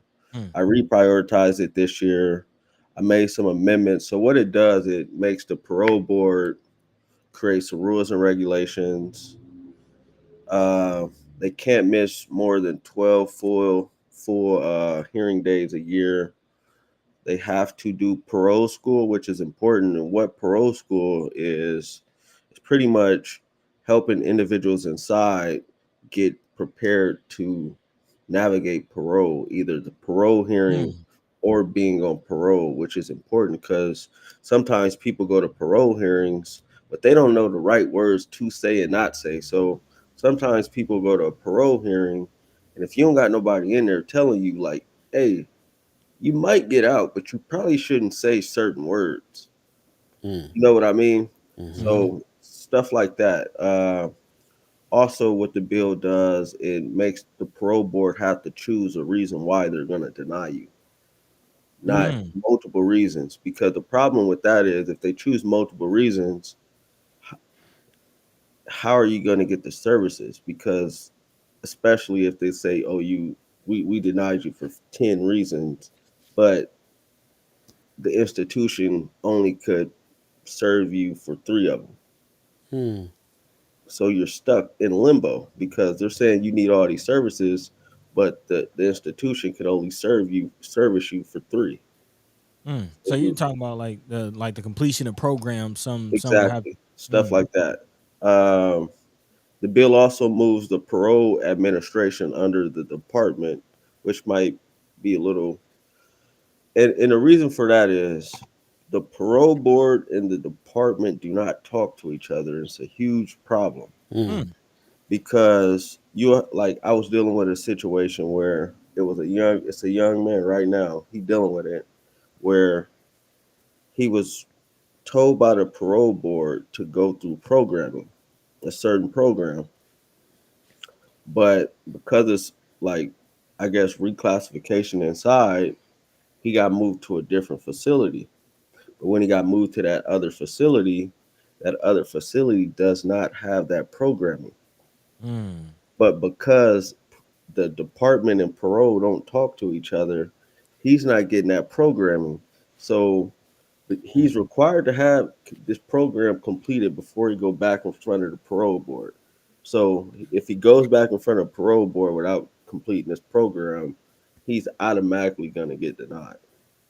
Right. So what mm, I'm trying to do is force them to collaborate and talk to each other, and also setting up a reentry continuity group, which will have the head people from the department, parole, probation, and the inspector general, uh, somebody with experience in reentry and restorative justice, victims' rights, public policy, uh, and something else, all on like a group that meets regularly to discuss what's going on in the system to try to improve it as best as possible. man. Also attached to it is Senator Wayne's community work release transitional housing Hmm. bill, which would expand community work release across the state, which is big because it would decrease overcrowding as well. And then also another piece of this is the career readiness bill from Senator Bosin, which will deal with the trades and all those type of things as well. So it's a big package. It's on select file. I think I'll get it passed. I'm not celebrating it yet because it's Hmm, not hmm. passed. So it's big, but I still got to work through it. But it's I just think it's something that needs to be done. And you Okay. getting some good responses? You feel like you having good conversations with other senators on it? Yeah, I've been getting good responses from other senators. I guess the biggest pushback is a lot of people in the system don't like change. So I would say that mainly people from the parole board who've been Right. parole board's been the main people that's been giving me pushback. They can't skate like they used, like they were skating before. Right. After Right. Right. Right. Yeah, Not not surprised. Not showing up, not surprised. showing up to work and stuff. Right. exactly. And And what, correct me if I'm wrong. The parole board is made up of governor appointments, right? yeah, their governor appointments. I wanted to term limit them, but I got to probably try to do that next year. But I want Okay. to. I'm going to go back to what you were saying earlier about when they give you reasons why they're not going to parole you. They can give 3 to 10 reasons. They can give all kinds of reasons. In your bill, is saying they got to choose one. I I got to just wanted to choose a clarify that singular reason why they're not. Why singular reason. yeah, Okay. Okay. Yeah, That could man. be This huge. the whole thing sounds huge. Now Yeah, that I'm man. getting now that you've explaining the whole thing, I'm like this is a big bill. So if you're feeling positive about it, then that's a huge deal. And one of brother Wayne's bills, so it's like, yeah, that's huge. That's huge. Yeah. Um, yeah, And you say it's in select file. yeah. It'll So come up either tomorrow or Wednesday. Most likely, probably tomorrow. But they haven't put the agenda out yet. But probably tomorrow. how okay. many How more many days days we left? got? Yeah. Yeah. We got till Thursday. So, This is Okay. it. This is the week. well, this week is Thursday. But then if he vetoes anything, the 18th is really the last day. But so 3 days this week, and then we got a veto override day if that is if it happens on the 18th. Yeah, Okay. Okay. that's what's up, man. That's what's happening. I like how Kimmer says anyone saying Senator McKinney ain't working hard is a hater. That's real. Man, big Yeah, time. Big time. Big time. watching y'all. We one thing we've been witnessing with you graciously coming through every week is seeing how hard y'all working out there by And then we yourself. got another committee priority, LB 840, which deals with poverty elimination action plans, which will Mm. be required for the city of Omaha and Lincoln, but also deals with OHA. So Mm. it makes OHA improve their complaint process and grievance processes. It also gives the residents the right to counsel in eviction processes. Mm. Mm. So it's big, and they fighting us. They fighting us hard. They fight hard against it. And the crazy thing about their pushback, it isn't. None of the conversations, in my opinion, has been about the residents. It's been about trying to save people, trying to protect themselves, and trying to keep people on the board. Mm. Mm. CYA. And that's been the most frustrating thing about it. It's like none of the conversations to me has been about helping people. It's been about them feeling like the whole bill is personal. And I keep telling them, I work for the people. I don't work for y'all. I don't care about y'all. And I'm not being personal. I'm just tired of looking on the news and on my phone and seeing all these stories and getting all these calls and emails about residents living in these poor conditions. Like we get in a meeting and they're like, "What's the issue?" I'm like, "What do you mean? What's the issue? Google. Get on Google. Google OHA. That's the issue." They know what the issue is. They Like know. don't play in my face. You know Man, what I mean? big So time. we just trying to hold them more accountable. So I got a bill within that 840, which is a committee package, LB Fit 530, and then Senator John Kavanaugh's right to counsel bill for public housing residents is in there as well. And that's on select file as well too. And we're trying to get that passed. And OHA is the really the only opposition trying to fight against it. The ops, man, that's crazy. I'm kind of curious. So, as of right now, if a tenant is facing an eviction situation, they have to pay for their own legal services, or they if they can get legal services. Kind of hearing a Yeah, lot of times. usually what's been happening lately is like the tenant assistance project. A lot of like lawyers been doing a lot of pro bono work, Mm, going mhm, down to the courts and helping people out.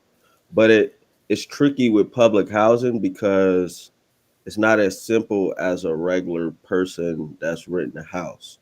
Because you're dealing with federal stuff as well and HUD stuff. mm, So it's not as simple as somebody that's being evicted from a regular apartment complex. right. Mm, Yeah. Want to jump into the chat real quick. yeah. Miss Cheryl Weston's in the chat. Good morning. Appreciate you coming through. Says choosing one reason is very important. Is there anything that the community can do, emails or phone calls to support your bill? The biggest thing is, if y'all could just reach out to other senators and just, encourage them to support the bill. And the other reason why the bill is important for me, and I think it should be for our community, our state is building a $350 million prison. Another And one. there's been no talks to close NSP. Although they sold it as a replacement, it probably won't be closed because the projections of our prison population are going to be close to 7,000 plus by 2028. Mm, So, and unless we do stuff like this, that rate of incarceration is going to continue to increase. So that's why this bill is important to try as best as possible to keep our people out of there. there Yeah. you go. Also, Marion Williams in the chat says, question for the senator: will there be a special session for sure this year? Probably so, more than likely. Mm, There's this issues around taxes is probably going to do it. I okay. don't Mm. foresee that package passing. Yeah, I would be surprised. So that means we're probably going to end up in a special session because they're trying to raise sales taxes and Mm-hmm. there's no agreement on any side on doing that, especially because those increases don't help us.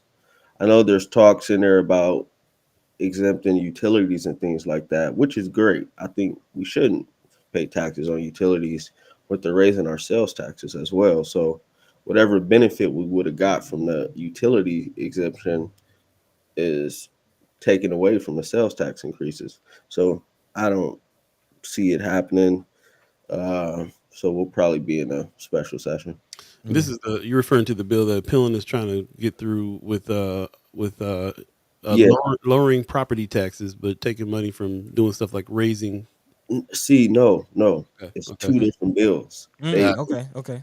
They've been confusing two bills into one. So right. there's LB 388, which is the sales tax increase bill, and then there's LB 13, I believe it's 1331, which is with the bill around the school foundation aid, which would actually lower property taxes and things like that.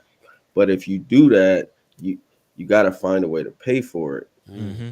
with LB 388, which nobody wants to support because you raise sales tax. It's like hmm it's a catch 22 with it. Yeah.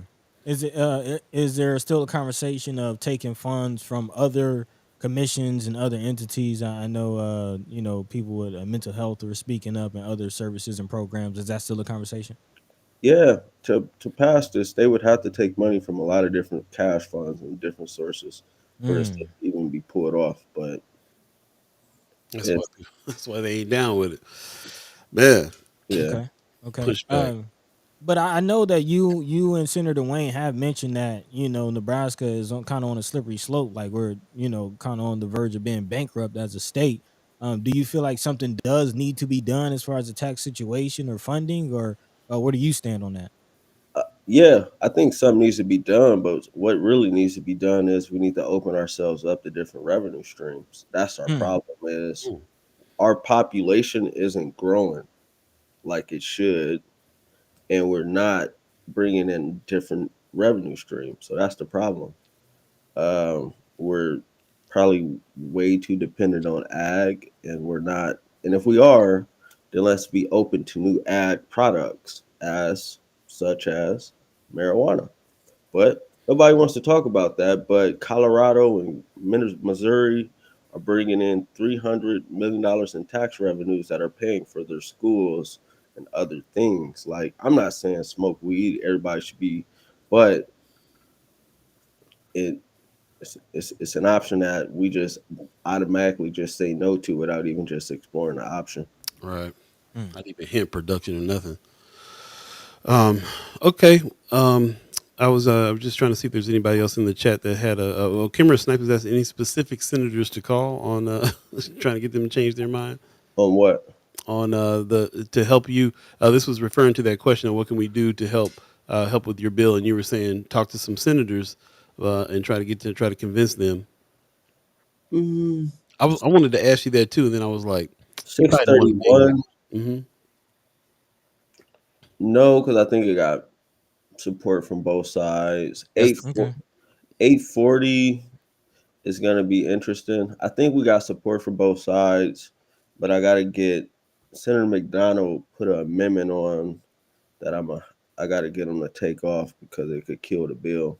Well, he's trying to put it on, and I can't let him put it on. Mm.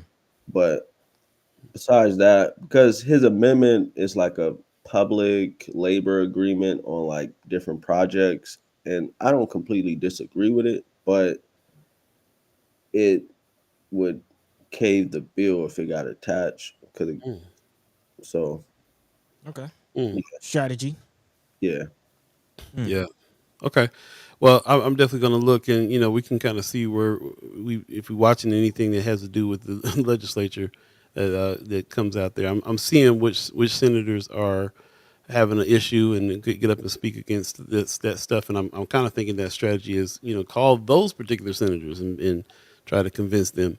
Not yeah. just I can't think of anybody specific because outside of Senator Holdcroft and on 631, and I don't think he'll ever be moved to a yes. He might. I don't know. He was the only one that really fought against it. Outside of that, nobody else really said much. hmm, Oh, In the chat, actually, Kimra's clarifying. She says she was referring to Bill LB 840. She says no, 840. I would say the biggest thing is probably reaching out to all the Omaha senators and speaking about why it's important, especially for public housing residents. I think if we could get all the Omaha senators united as one, no matter if they're deemed as Republicans or Democrats, I think that'd be super helpful. Yeah, Yeah. and to that point, sounds like we will definitely need a push to get that through. Because according to Sister Cheryl Weston, OHA is putting in some money. She says people should know that Omaha Housing Authority hired a lobbyist for $15,000 to fight the senator's bill. So if we can get some people to call on senators to kind of combat that and push back, that'd be a Yep. big help. And then they want to tell us they can't pay the Man, make it make sense. Make it make sense. The math ain't mathing. Hey, there's a new. Well, first of all, in the chat, Gwenice is asking when are they going? When are they on freeing Ernest? Also, Maggie Miller Jenkins is asking what service are they saying will come from the increase in taxes? And a new name here, Tony Burkhalter is saying, Terrell, you're doing it. Senator McKinney, put some respect on his name. You're doing a great job at fighting to increase the representation for OHA tenants. More individuals should get involved in holding OHA leadership accountable for their lack of actions to offer fair and decent housing. Big time. Yeah. Oh yeah, that's another piece of 840. We would increase the number of um, resident commissioners from 1 to 3, Mm. and the reason for that is I think we need more representation from the community on the board. And OHA initially, well, I don't think they still like it because, and the reason I think it's important is because if they're a resident commissioner in North Omaha and you live in North Omaha, for example, how can you serve South Omaha? Mm. I just think, and it's kind of based on like legislative districts with the most housing authority property. So hopefully we'll get them more spread out across the community. So there is more representation spread out across the community when you get 3, which is big because trying to have more voices at the table to make sure all voices are heard since I feel like they're so out of touch. Mm-hmm. Yeah, they say they don't get no complaints. Right. There's people in the chat talking about marijuana and gambling. Mama God says marijuana and gambling. Mary Williams says, question, I was under the impression that legalizing gambling would change the state's income in a positive way. Why haven't we seen that? Well, number one, a lot of the casinos haven't opened yet. And number two, there's been a lot of pushback. There's other municipalities that are trying to open casinos, but there's been a lot of pushback on like different regulations and things like that. So, and we don't allow like a lot of sports betting yet in Nebraska. So that's a part of the problem too. And sports betting is big. Yeah. Great Actually, grandfather used to do it out of Allen Showcase. He was one of the only guys in North Omaha that was doing it back in the day. you might want to. And that was a contentious debate on the floor about it. And I was like, this is so dumb. I'm like, because one of the conversations was, well, we can't bet on the Huskers. I'm like, but they could literally drive 5 minutes across a bridge and do it. And they're like, so just let them. But I was like, but you want people to bet on Iowa? I'm like, if you're pulling a morality card of like betting on kids, why are you just saying no to the kids because they represent our university? But it's cool if we bet on other. I just was lost about it. It's cool when they do it. Man, and you know the professional leagues, they've even changed their tone on it. You know, the NFL, the NBA. You know, gambling. It's a new day in gambling. So it is. I'm not a gambler personally, but you know, as far as revenue streams, Me those types of either, things make but sense. live your life how you want to live your life. Right. We all know, the house always wins. So get that money. Get that money. Yeah. Well, I appreciate your time. I know you got to get going and get some things happening today. I did want to make mention too. I think Marianne Williams in the chat put a clip of you speaking at the legislature, talking about athletes, women in sports. Did you want to make any comments on that? I think the gist of what you were saying was that why are we even having this conversation? Because it was that conversation about that sports and spaces bill, and it was just people getting up there basically saying like it was just dumb. Like the comments were dumb. They were like, "Oh, if you allow these athletes in women's sports, the women are gonna be so out physical, and it's just gonna be uncompetitive." Mm, And I'm just like, dude, I coach wrestling. And I've seen girls pin boys, literally high school boys. I don't think that's true.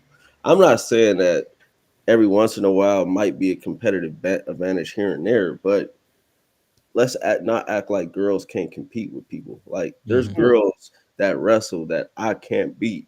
That Man, like man, I'm just being honest. Like there's girls basketball players that some men can't beat.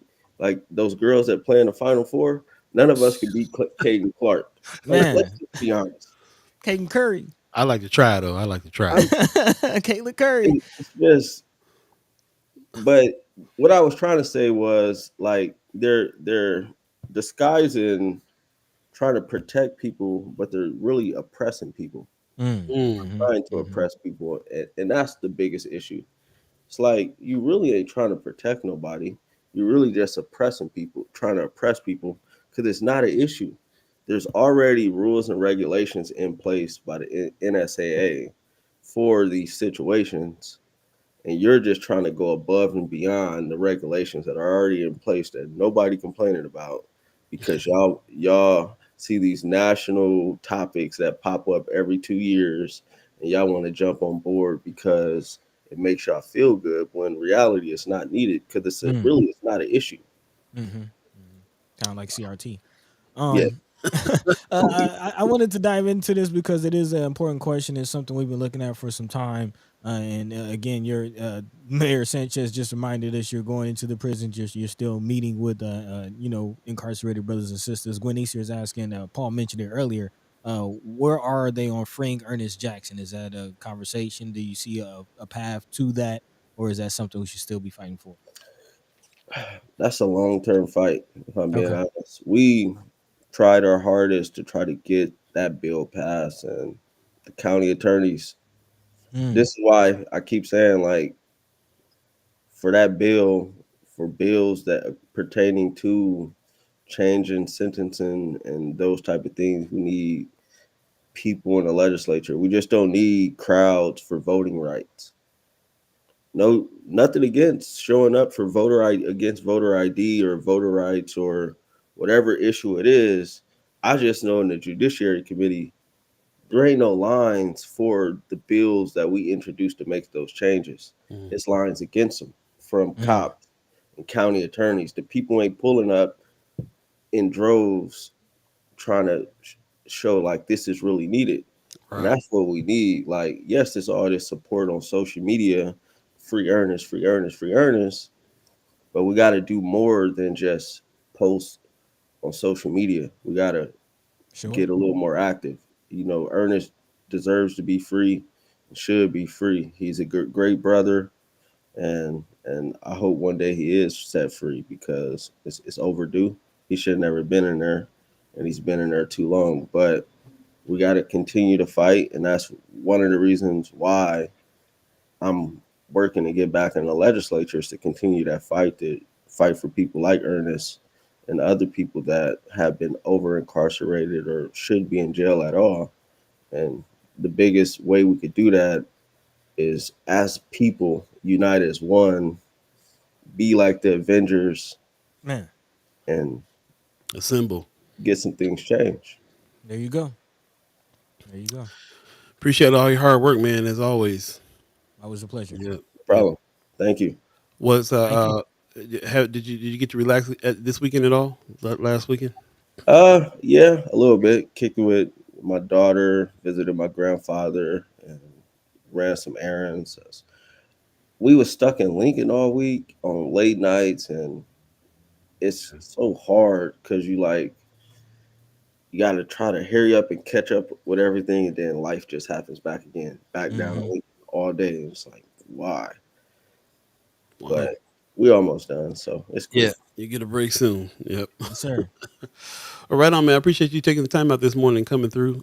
As always, I feel like I learned tons when you're on talking Yeah, about man. what's happening here, and we look forward to seeing you next week and catch up a little bit more. Catch up some more.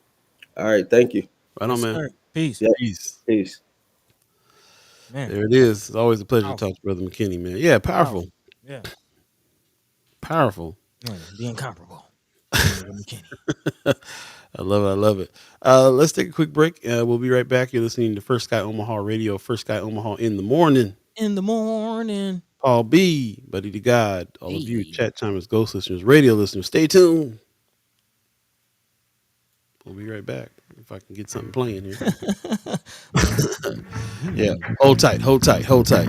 Don't touch nothing.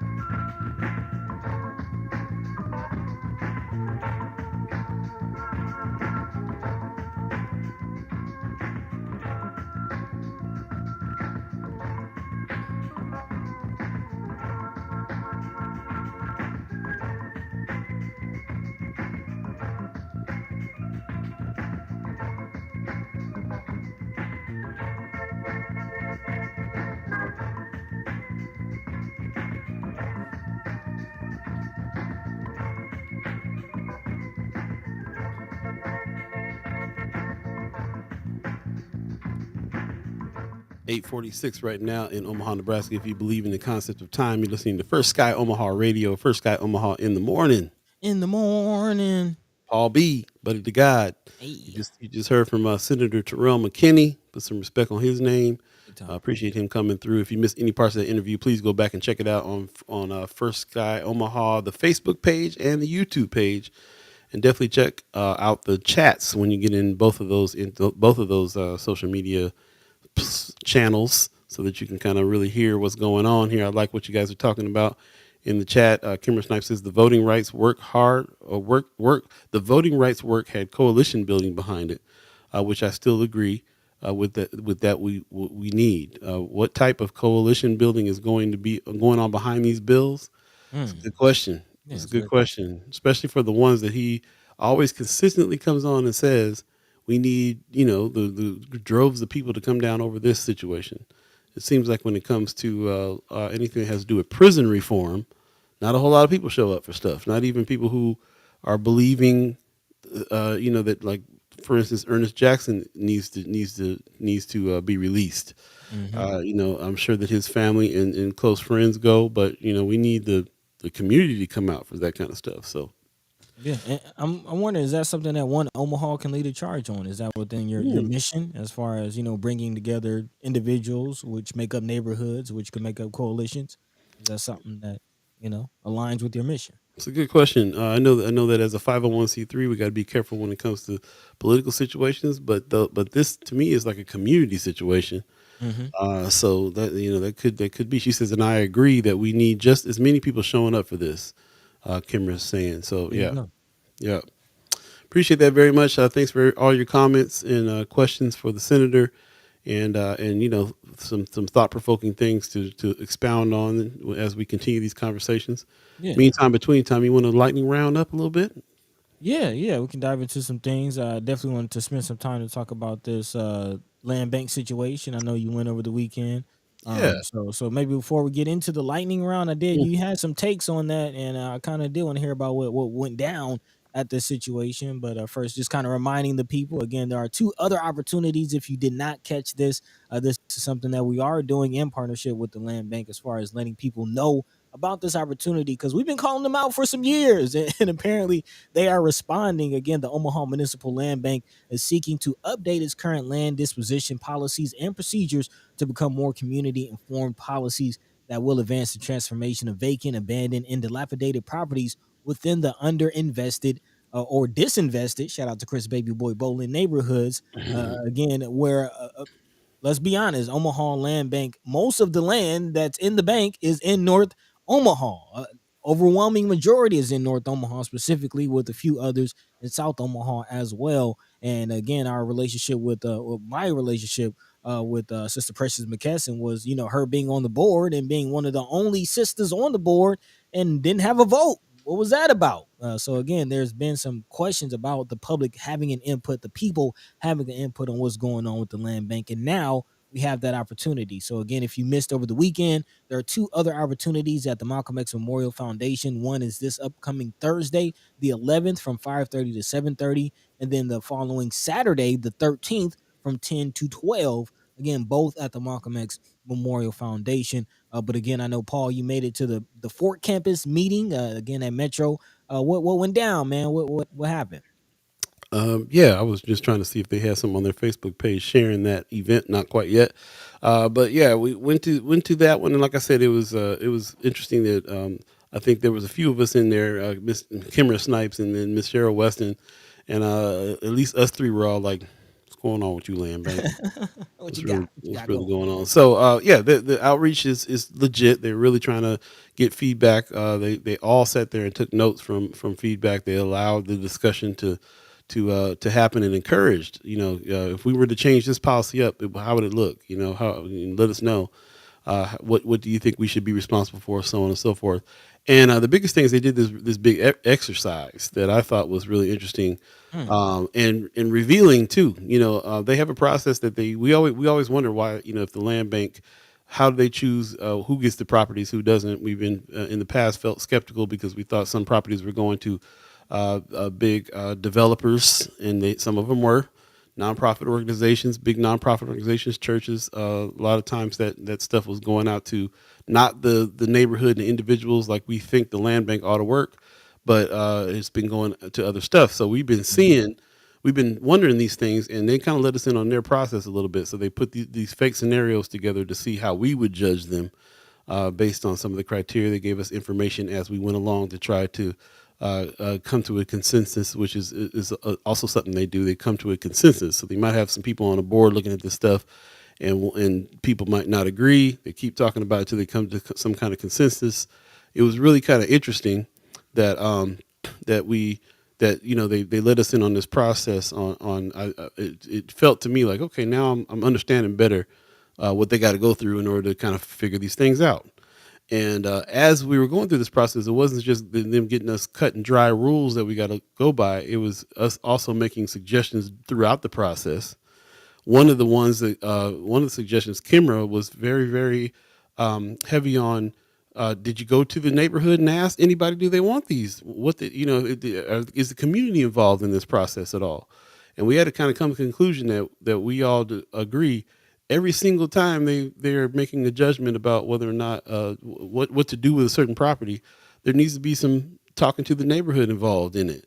And they seem pretty receptive about, like, okay, yeah, we can see how we can maybe add this in to the process. Should that, discussion about whether or not it should be our responsibility, the responsibility of the buyer, or the land bank's responsibility.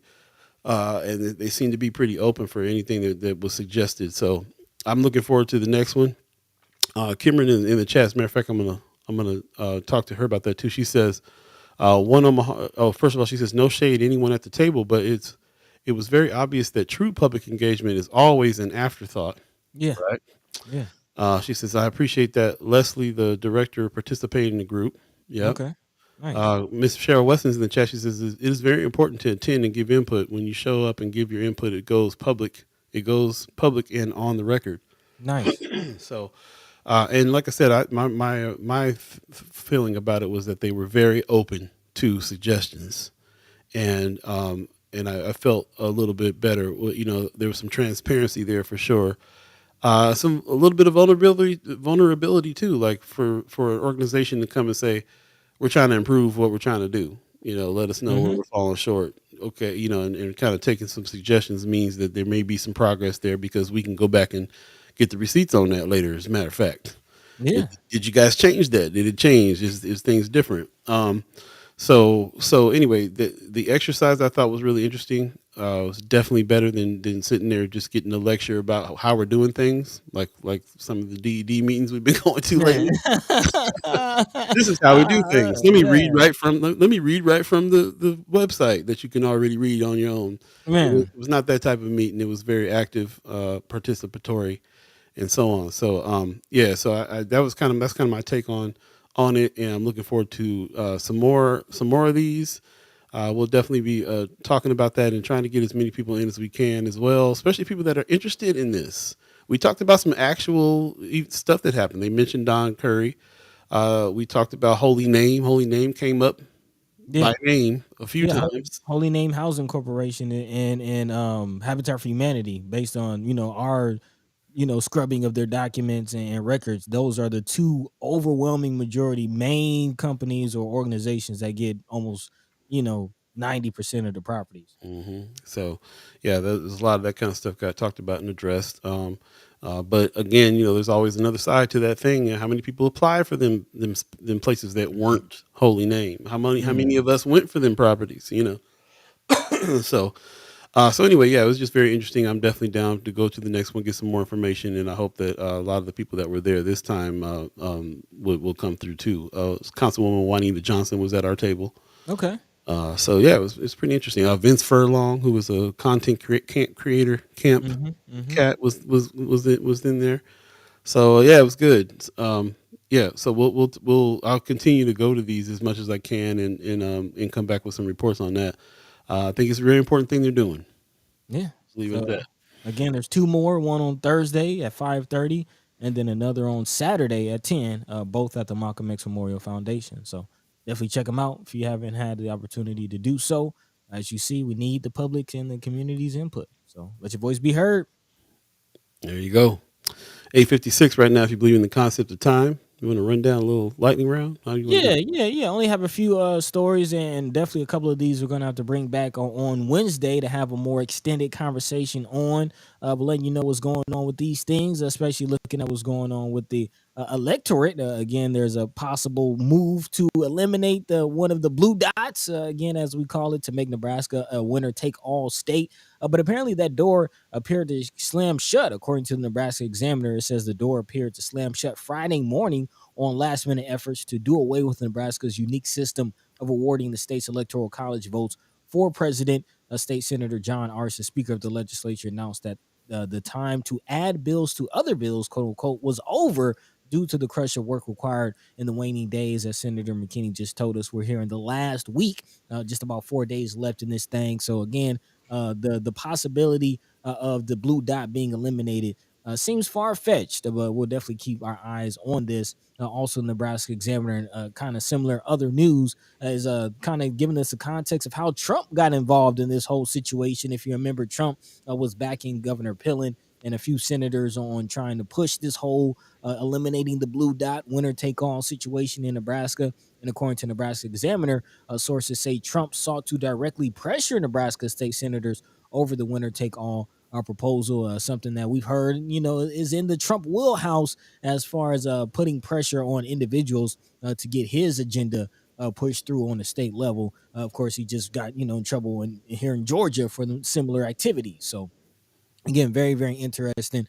Might have to talk about that more. Also, speaking of Trump and the grand old party, in other news coming out of the Nebraska Examiner, polls showing unauthorized immigration as Republicans' best issue for the fall. The grand old party is looking to raise the alarm about voting by non-citizens and the undocumented. So again, expect and prepare for the voting conspiracy theories to come out. But the reason I wanted to talk about this, and again, we'll have to talk about this more in depth on Wednesday.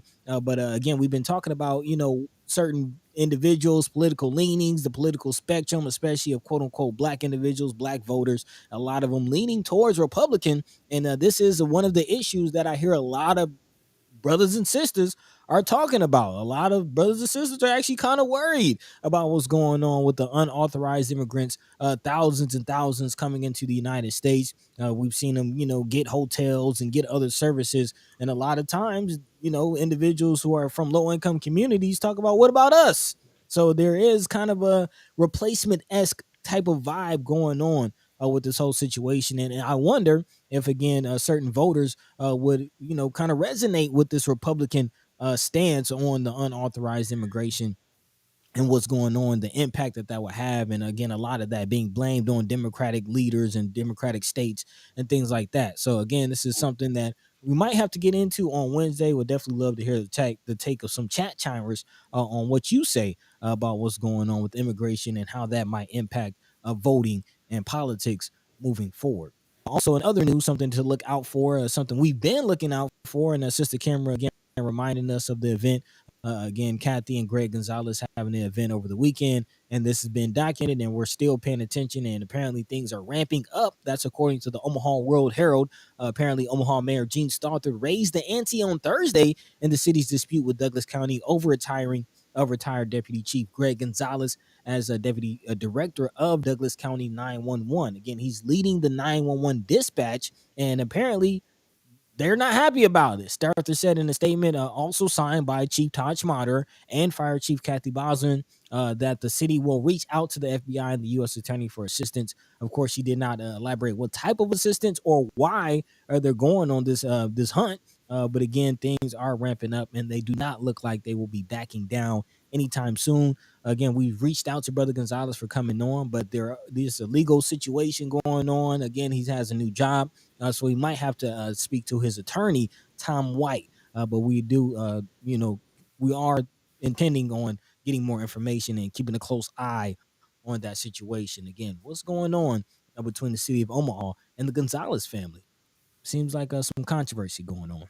And last but not least, in this lightning round, something to look out for those of you who have not filed taxes. This is coming out of the Nebraska Examiner. Apparently, the IRS is testing a free method to directly file taxes. And I know, sometimes it can get a little pricey, hundreds of dollars coming out of your pocket to file your taxes if you go through certain services. And again, more than 50,000 taxpayers in Arizona, California, Florida, Massachusetts, Nevada, and several other states have used the new online IRS direct file program so far this tax season. And again, if you have not filed your taxes, that could be something you would look into and maybe save a couple coins. So again, just a heads up for those who haven't filed their taxes yet. The IRS, again, is testing a free method to directly file your taxes with the IRS. So something to look into. But again, maybe we can talk about that more on Wednesday. That does it for our lightning round. Right on, round. Appreciate you. Just jumping in the chat real quick. A point that Anthony Rogers Wright was making about the land bank situation. He says it seems like it's more important to have input on the next comprehensive plan than the land bank meetings. The land bank will reject any proposal that doesn't fit within future or anticipated zoning. So it's a good thing to keep in mind too. Yeah, we need to do more than just meet with the land bank. We need to meet with people that are putting that plan together for the city. And see what we got going on there too. Great point. It's a great point. Yep. Arrows 402 says I would hire an immigrant over an American if I could. Anyone crossing a desert and a river and a mountain to get to work is better than someone who can get off the couch.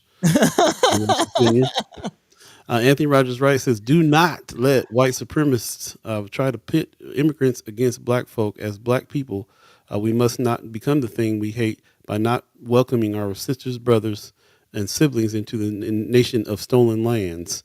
The liberation of black people, immigrants, and indigenous people is inexorable tied together. I think I'm glad that you said that this is something that we definitely want to get to and discuss, because I have been finding it pretty interesting too when I hear folks saying the same kinds of things. They're coming over here taking our jobs. Yeah. Say what? Last time I heard some people say that was white folks feeling like they was getting replaced. You will not replace us. So yeah, it sounds real funny, but so has there's been a lot of things that's been sounding real funny to me lately when it comes to the more that we talk to, especially our community in particular. Brothers and sisters saying some things that sound like, yeah, man. I mean, like that's this. Don't you realize that the creation of white and the creation of black groups back in the day was them making it so that you got this other. I don't know. We'll get into it. See. But like, it's a thing. we figured out that's like one of the biggest fallacies is the way that they pit poor white folks against black folks back in the day, and was really caused this huge divide. Man, We're saying the same types of things about immigration. we'll see. We'll see. I'm hearing it. Really interesting. Conversation. Right on. We're gonna get out of here, man. It's already 9:04 right now. If you believe in the concept of times, we'll appreciate that you guys are coming in. Thank you very, very much. And all the comments been great. Shout out to Senator Terrell McKinney for coming through. Really appreciate his time and what he, his openness and what he brings to the table and what he, really lets us in on, man. With not hold no punches about it. He's letting us in on what's happening in a real way. I really appreciate that. But let's go ahead and get out of here, man. You got any words for the people? A big shout out to Senator McKinney. Big shout out to all the chat chimers for letting their minds be free, letting their voices be heard. More conversations to be had, man. So again, continue the conversation on Friends of. Check us out on TikTok and YouTube and all that good stuff.